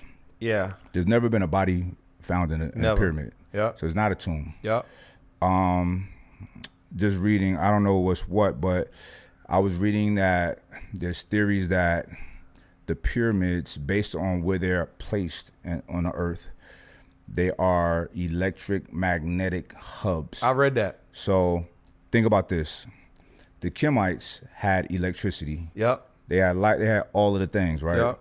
Just a different means. Now, our technology, so say for instance lights, it was up to a couple of years ago that lights produce more heat than light. Yep. So it was an inefficient use of natural resources, Yep. right? So we don't want to be hot, we just want light. They had these things figured out, right? Yep. With stones, with crystals, with diamonds, quartz, right? They had lasers back then. Yep. There's places in Africa, there's places in the Middle East where there's, these quarry that's cut with precision that they can't explain from back in these times, right? Lasers, right? There's the type of cutting of these stones. Yeah. We don't have tools. We don't have drill bits that would last. Nope. That to cut them 30 seconds. That's a you know fact. what I'm saying? So, but they did. So that tells you something. Now, I don't think that they're necessarily smarter than us.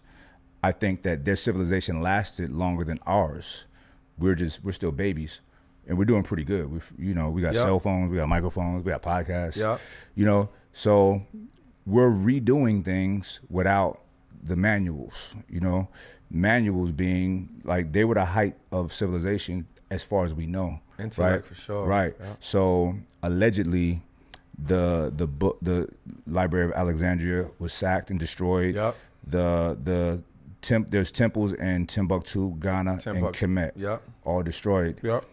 I don't think they destroyed the information. Of I think course it's not. hidden under the Vatican. Yeah. You know what I'm saying? There's a lot of talk about this, Yep. right? So, and it's interesting that the Vatican, everything at the Vatican City, the Pope, all their headdress is this. Yep. North And they south. still have the Black Madonna out there. Yeah. Yeah. Isis, It's a lot. Osiris, a sword. It's a lot, yeah. So there's a lot of discussion about these certain places under the Vatican with all the information that. Now let's go to Nikola Tesla real quick. Now, wireless communication was built on his research, right? Nikola Tesla's the well of wisdom in which he drank from was Kemet. Yep. He's fascinated by the Egyptians, Yep. right? So he was using their stuff for his stuff. He died penniless. Yep. With nobody finding his research, Yep. which is bizarre, right? What he was working on, you know what he was working on? No, tell me. Free energy for everybody. You know what I mean? Let me tap into that Yeah, quick. go for You know the reason he died penniless is because of JP Morgan Chase. So that's why I love, again, we're gonna peel back layers here. Yes. Right? So what happens We about is, to figure this shit out. Yeah. So You what know I'm happens saying? is, so him and Thomas Edison were in competition. Right. He told Thomas Edison. So Thomas Edison was supposed to be the most brilliant person of that time. So Tesla came back and was like, nah, bro, what you're doing is completely wrong. What I have is completely right. So there was a guy who funded him by the name of Winton Gate. I think that's his name. Winton High. I might get that wrong. Okay. Now the guy said, "Yo, so they won the World Fair, and J.P. Morgan Chase was funding Thomas Edison. So Edison was like, yo, nobody can beat me. We'll get this, right? Because electricity, especially with that backing, yeah. So when he beat them out, Edison was like, bruh. I mean, J.P. Morgan Chase was like, bruh, you effed up. You told me nobody could do this. Right. So what J.P. Morgan Chase did was he said, okay, he knew that the guy who funded Tesla had put all the money into Tesla. Westinghouse. There we go. Westinghouse. Shout out to Jose. Westinghouse. Okay. So he put all the money into Tesla. So what J.P. Morgan Chase did was, under the pressure of his father, because his father said, bro, you're an a-hole. Right. We don't do this. We deal with banking. Right. Banking is our forte. So what he did was, under the pressure of his father, trying to come from under his father, he went into the guy and said, look, you don't got no money. Then he put pressure on Thomas Edison. So Thomas Edison comes up with the electric chair. But the electric chair failed miserably. It failed miserably. So it put another black eye on JP Morgan Chase, because even though you don't know nothing about electricity, you're funding the projects. So now you have two projects that you funded that failed horribly. Right. And you lost to Tesla. Right. So JP Morgan goes to the guy, what is his name, Jose? Westinghouse. Westinghouse, and said, check this out. I'm about to sue you. I'm gonna take you to court. I don't even gotta win, but I know you don't got the money to fight me. Right. Break them. I'm gonna break you. So the way that you won't lose is, I'm going to buy the trademark to your electricity. I think it was AC. The Tesla coil. The Tesla coil. I'm gonna buy that. And what he did was, so because dude he was going bankrupt because it didn't pan out how he wanted it, but he had proof that it worked. Yeah. He bought it and the rights to Tesla. Right. Wow. And then he bought all the stock in Edison Electric, which is how he bought it from Thomas Edison. Okay.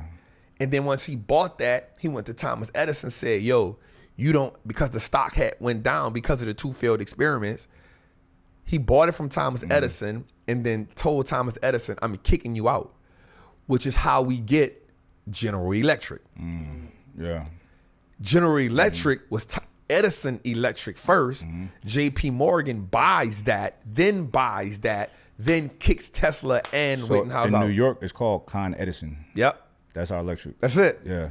That's it. It's interesting. That's fascinating. I didn't know. So I just gave it back history. Yeah. That's dope. Yeah. But Tesla was shunned. Yep. While he was alive, and now you don't hear nothing of his research, which was the most brilliant research since the Kemites, because he was trying to give free energy. That's not good for business. Nope. It's not good for capitalism. I want to ask you this.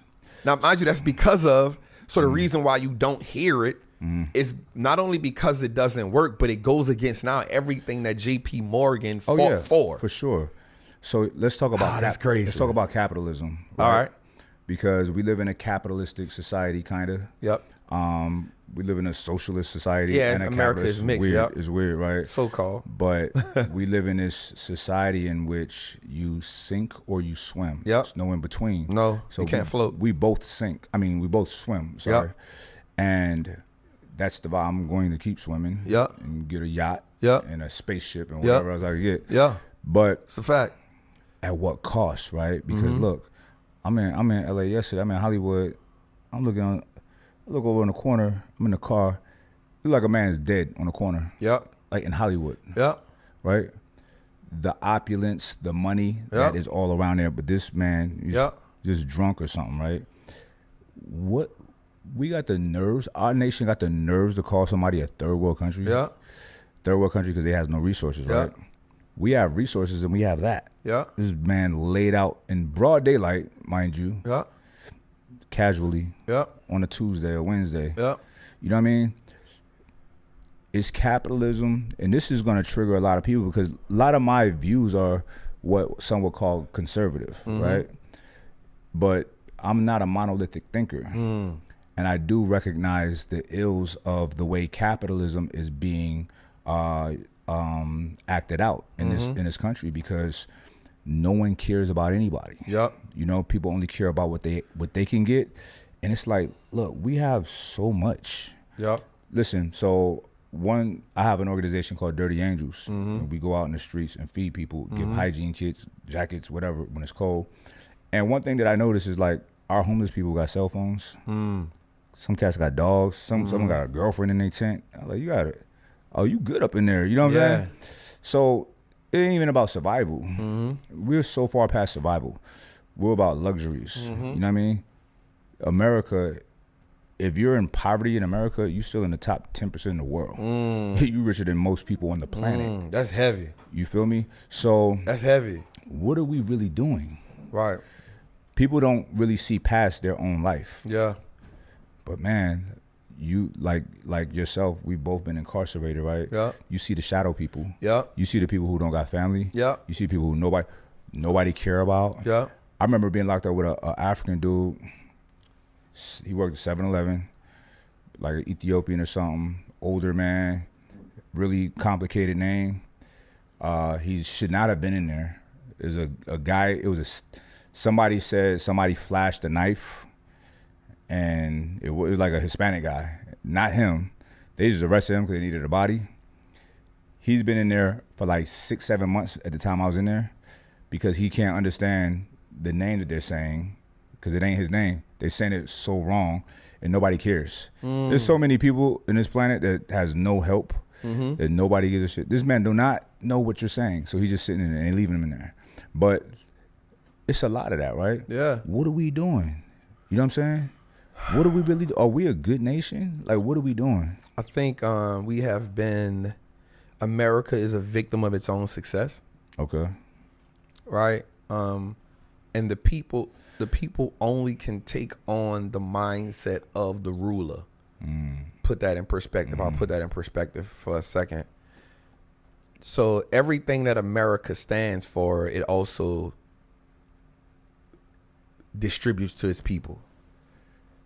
Meaning, America fought to come from under the rulership of the Redcoats. Great Britain. But yet, the founding fathers that represented freedom, justice, and equality owned slaves. Right? So, and I think now, in bringing that in, you realize that the people of America they take on and they embody the same thing that America represents. So even though America represents freedom, it also embodies looking down on people. So then the people of America, we want to attain freedom while also looking down on people. Yeah. While also casting people off. And I tell people all the time, like, you say you care about something, but how can you be a person that says you want to attain wealth and attain freedom, but yet you walk past a homeless person?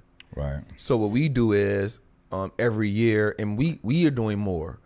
And the thing about my company and what we are building as a whole, as we say, we walk in the spirit of excellence.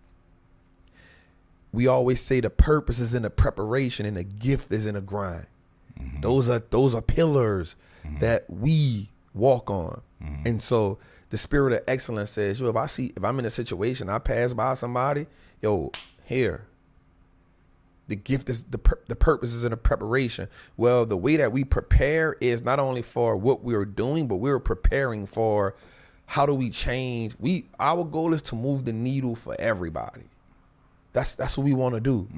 And so, is America a great nation? Depends on perspective.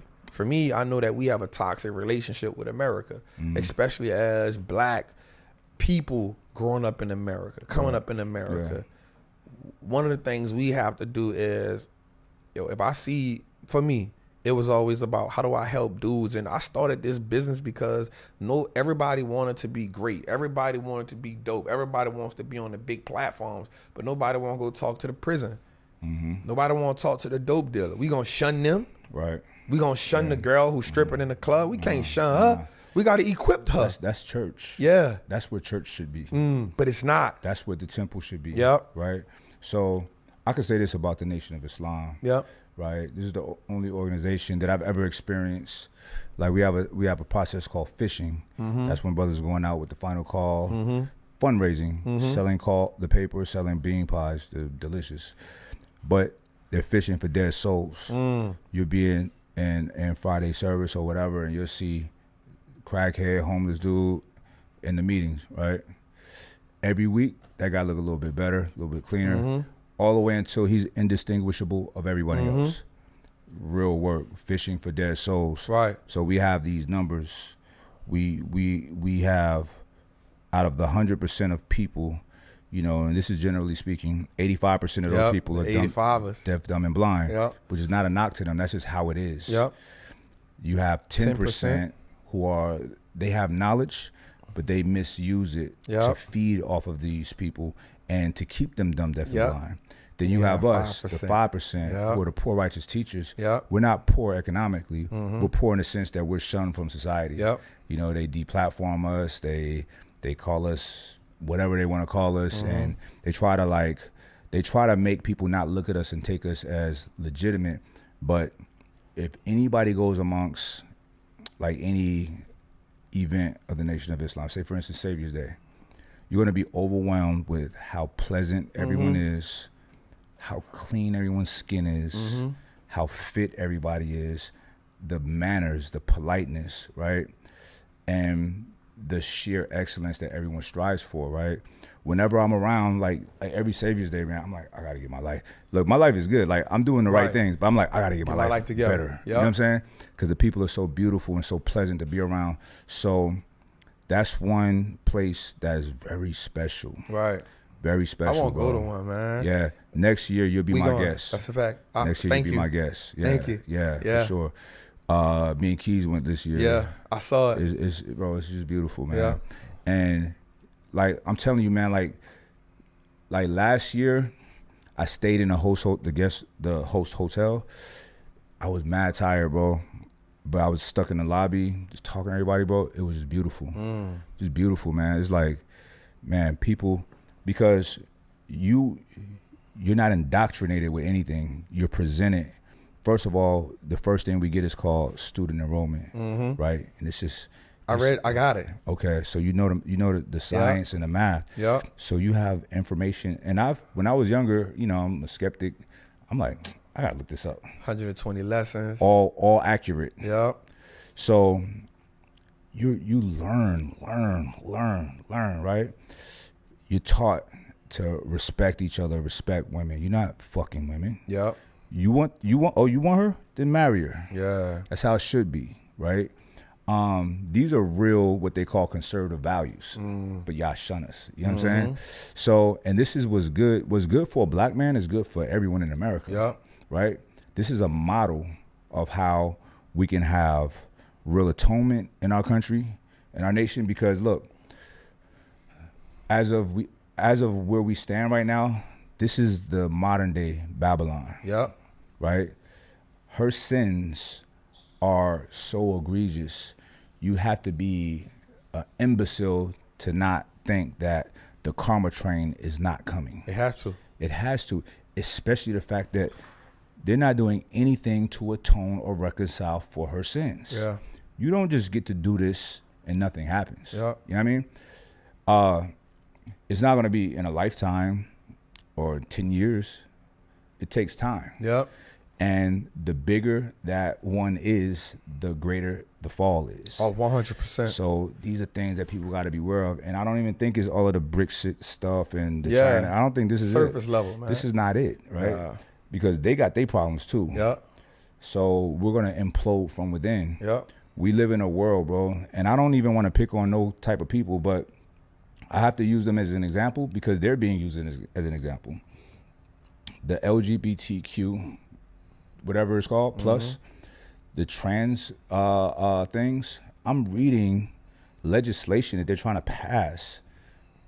Oh no, I'm reading about protests and gay pride being canceled because there's legislation in certain states prohibiting children from going to trans shows and events. So they're like, listen, hear me out. If this is not an agenda to push this on children, why would you cancel your event because children can't come? It happened in Florida, DeSantis. Why would you cancel your event and protest that why should children be at a trans convention? Wow. You know what I'm saying? And here's the thing. There has to be a great pushback because, listen, we live in a world where you can't say this, you can't say that.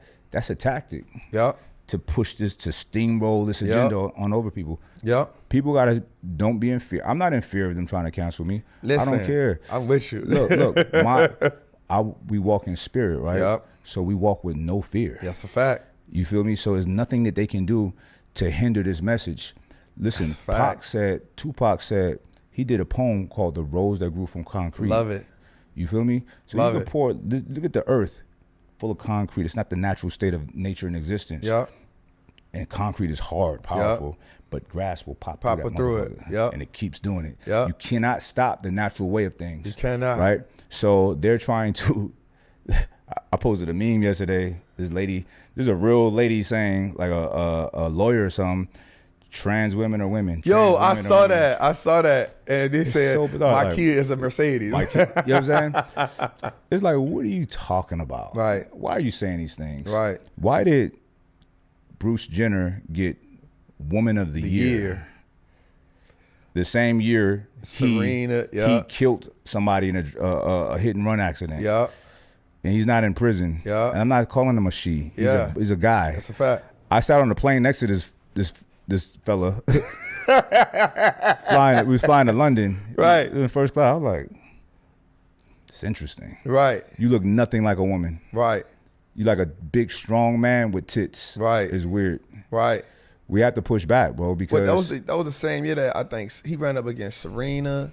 Bro, I don't care who you run against. No. You ain't the woman or nothing. I'm trying to say it was a year that like a couple women did something phenomenal that year. The guy is not a woman. Yeah. That was a slap in the face to a lot of people. People could feel whatever they want to feel. Yep. But a man that says he's a woman is not a woman. He just says he's a woman. Yep. He says it. He's not a woman. Yeah. It's not a fact. You know what I'm saying? So, and I'm not gonna like, it's one thing about recognizing and being cognizant of people's feelings. And do some people think that they're in the wrong body? Maybe. I don't know. Right. I don't relate to it. I don't understand it. But I can't give consideration to that because everything that comes with it is so bizarre. It's so I can't be like, all right, if you feel like, I'm not doing it. Yeah. I'm not playing these games. Yeah. Sorry. I'm with you. I'm not adhering to those rules. Jose always I'd be like, Jose, I don't care. All the time, I'll be like, Jose gonna be mad at me for this one. We have to push back because this is my little way of saving this nation. Yeah. This is one way because y'all keep going with this. Yeah. Let's see what happens. And the thing about anything is, the more you give leeway to it, yes, the further it goes. Correct. The further it goes. 100%. That's why I think we need a hard dictatorship. 15, 20 years. Look, because people stupid. And you go and vote for yourself, and then you do this. Right. You vote this madness into office. Right. Right. These people have mental illness. Talk about that.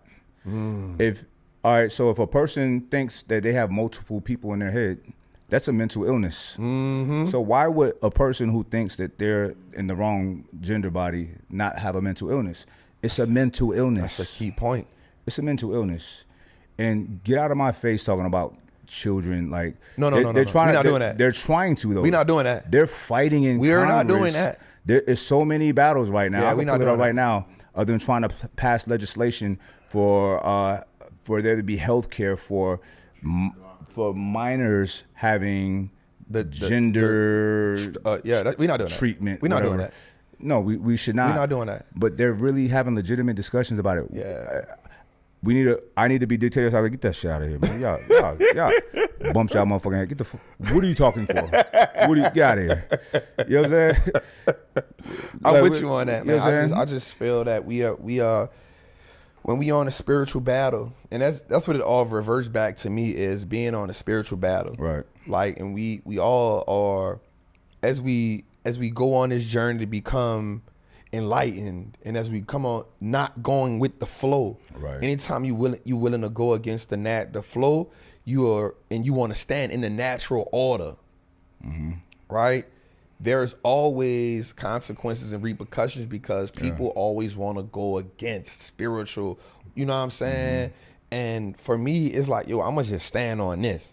Right. And whatever comes with me standing on this, I'm okay with me standing on this, because somebody gotta really say, yo, that ain't real, that ain't right, bro. Right. That ain't cool. Right. What we doing, especially as people, as men with children. Right. If we don't program our children, the world will. Bro, I've been saying that if you don't program yourself, the world will. The world, and that programming, it's not good. So destructive. It's not good. It's not. It's not in the benefit of no person. It's in the benefit of them. Yeah, it's not. So I'm with you on that. And you said it earlier, like, now I don't want to say like I'm keep saying but what happens is when you just align with people on truth. Right. Not my truth, not your truth. The universal truth. The universal truth. Mm-hmm. Yo, like, sometimes you got to just realize it's hard to go against that. Right. Question for you. Yeah. What's your take on Andrew Tate? So I believe, I haven't did a lot in him, so I will be lying. Right. But I've heard some of the stuff he talked about, and I kind of feel like, damn, there's truth to that. Yeah. There's truth to that. And like, I haven't did a lot of, I'll be sitting here lying if I'll be like, yo, I heard this, I heard that. I didn't. Right. But there was certain things that I did hear, and I was like, damn, there's some truth to that. Yeah. I think he was on one show, and he was talking about like the way men operate. And it was a while back. It was a clip, and I only heard the clip, and he was saying, like, the reason why media cancels certain dialogues amongst men is because it goes against what they want men to be perceived as. Right. They want men to be bumbling idiots. There we go. And he was saying that. He was like, I'm not gonna go for that because I understand who I am as a man. Right. And if who I am as a man, I'm willing to, and this is what I loved what he did. So he said, it's not about it being my truth. I'm just willing to speak the truth. And if you oppose the truth, and if you can give me facts and data that goes against this truth, I'm here for it. I'm here for it. Yeah. And I was like, because for me as a man, I'm like, I'm not always right, but you will not debate me with emotion. Right. Give me some evidence. You gotta give, because everything that I'm gonna present to you with is gonna be evident, it's gonna be fact, and it's gonna be data. Right. And if you can tell me I'm wrong based on another set of data, because what happens is people want to debate data and numbers and geometry with emotion. We're not doing that. We're not doing that. Yeah. We're not doing that. Yeah. So when you start debating, if you can give me principle, and that's what I love about principle. Right. Right? If you can give me principle, if you can give me data, I'm okay with saying, yo, I'm wrong. Because all I'm gonna come at you with is data. Yeah. It's interesting. It's women in my life that I love dearly. We'll have certain conversations about how things are, and they be like, that kind of sting. I don't like what you said, but you're right. Right. I understand that. That's okay. But thank you for, accepting and receiving truth, because it's bizarre that the truth hurts people. There's a phrase that the truth hurts. It shouldn't. It shouldn't. That's the programming. We got to say the truth doesn't hurt. The truth feels good. Now you're free. You liberated. You know better now. You're not going to make these mistakes and keep bumping your head. Right. Women are bumping their heads because they tell them the truth hurts, right? So they'll go to what doesn't hurt, a lie. I'm about to say the truth only hurts because the lie feels good. Correct. We got to reverse that psychology, right?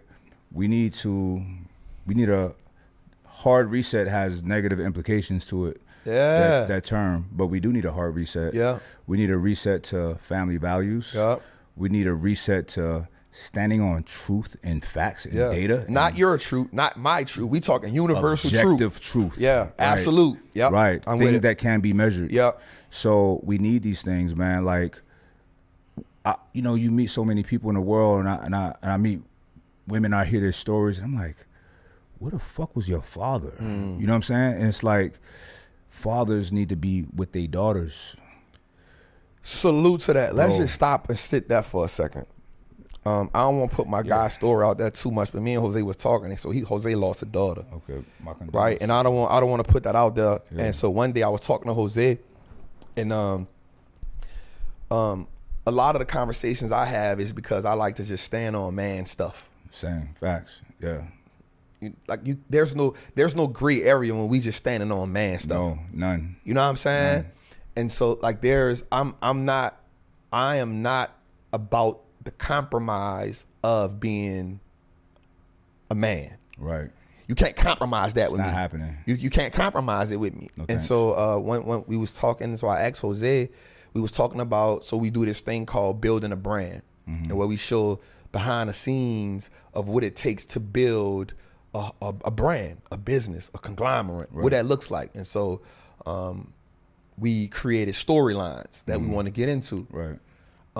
And so my storyline, and we just had to tell it out. I'm like, yo, we creating this. What is your storyline? And so my storyline was, how do I overcome daily what I've been through to where I'm going, and how do I adapt daily to being a leader? You know what I'm saying? How do I adapt daily to shepherding men? Right.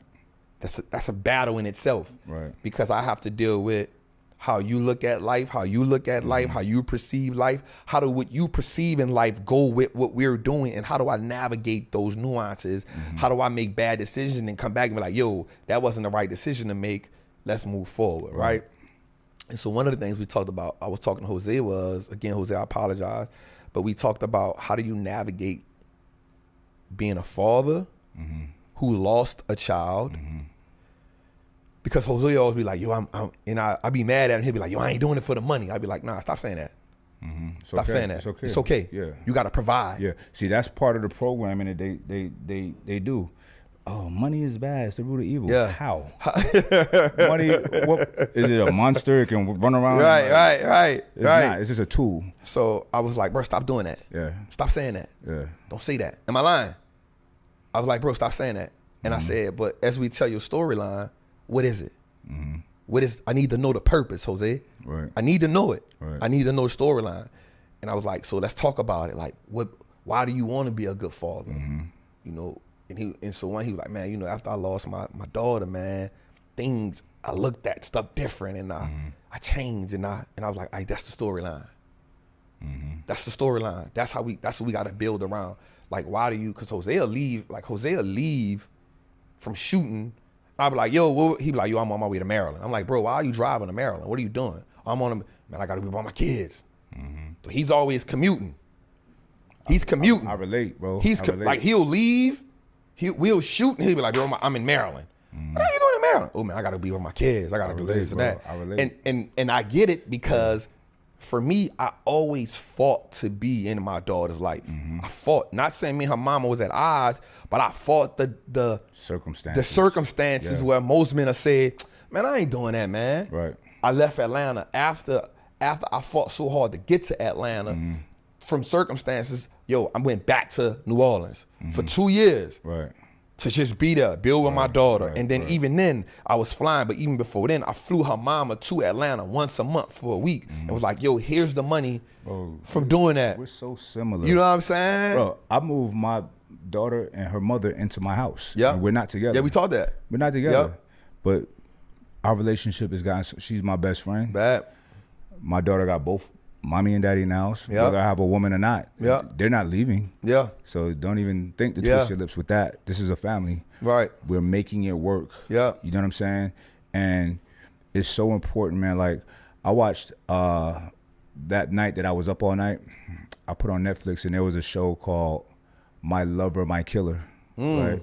And it was about people who were murdered by their significant other, right?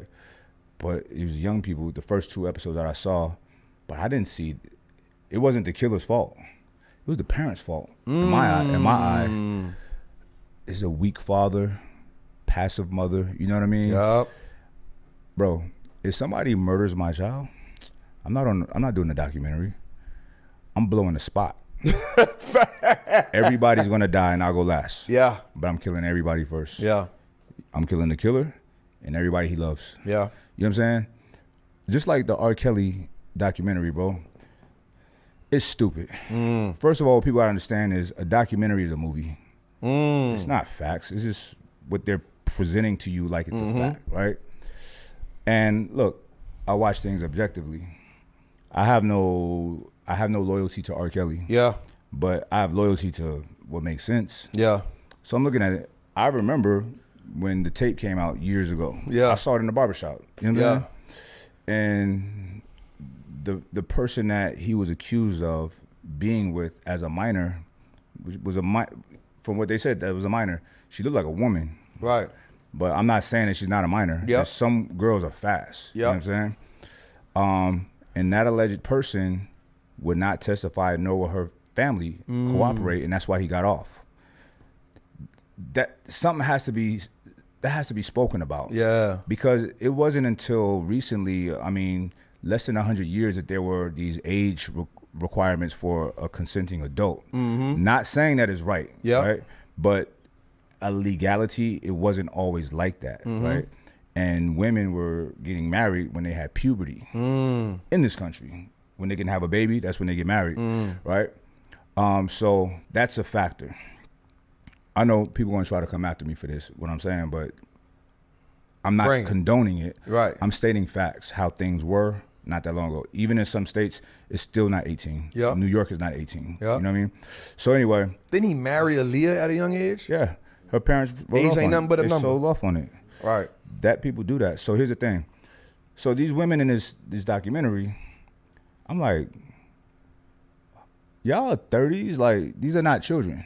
None of them were alleged underage, right? What are we here for? Why are we doing this? They dragging this man's name. Oh, you know, I couldn't leave. He had this girl. And I'm like, ah. And then what got me was like 2 girls that's still with him now, right? While he's in jail. One of them, the father, is a preacher. And he's painting his daughter to be this holier than thou. She went to this concert, and I'm like, bro, shut your bitch ass up. That's what I felt like. Shut your bitch ass up. The daughter don't even talk to them. They don't communicate with them no more because they hate what their parents are doing. Their parents, this is the ultimate form of clout chasing. Ultimate. So I started looking up all of the people. Like, you know, I'm a researcher. Yeah. Pause. These people on social media trying to sell product. They're trying to be a thing. Now, look, you would expect that from the girls, right? Because they were being supported by him. And then what it sounded like was all of these are disgruntled ex-girlfriends and the money dried up. You know what I'm saying? A lot of them, you can tell, get the vibe from their parents was pushing them towards him. Yeah. Because a lot of them was singers. Money. The man went broke, messing with y'all, right? And he ain't smart, so this is inevitable to happen.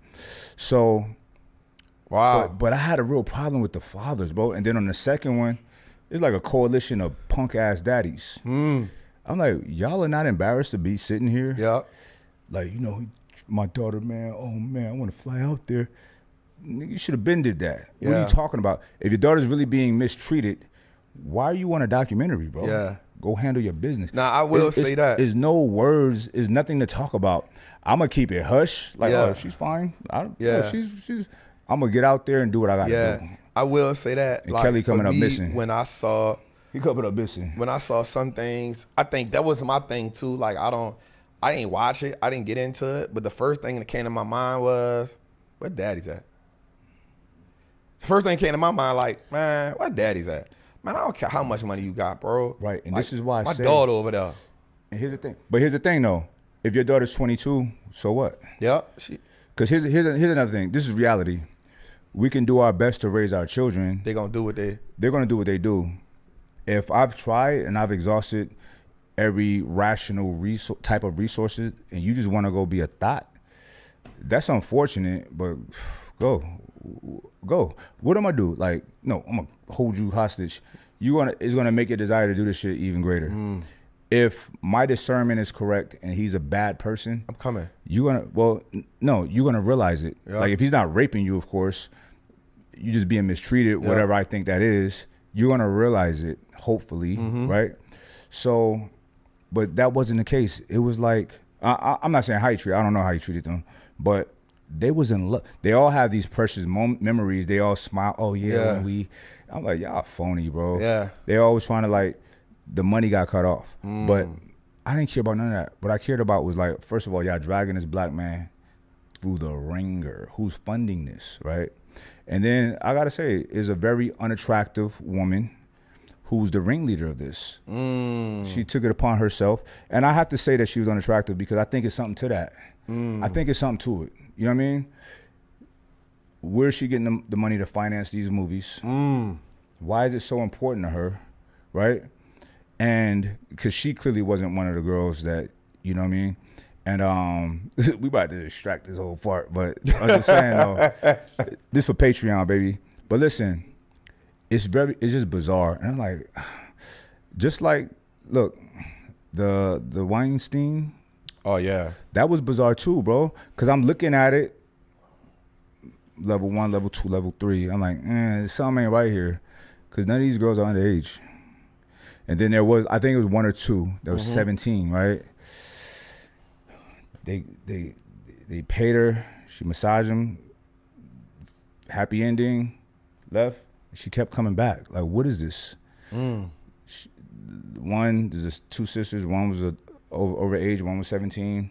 He sends her to Paris to go to school. This is not red flagging these parents. You feel me? So it's like, why is this on TV? Why are they putting this in our faces? They're not righteous.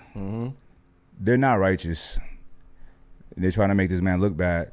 So I can't help myself but to reserve judgment on people that they present to us as monsters. What's the backstory behind it? I gotta reserve judgment. I'm not saying that I'm not exonerating these people. But you always wonder, what's the purpose? If you mistreat a woman, you should die. And you should suffer. Right? But these cases they're putting in front of us, why? I'm not touching that. I think that's one of the things I do is I always be mindful of stuff that comes, like honestly, I only watch CNBC. From CNBC, I'm watching Bloomberg, something like that.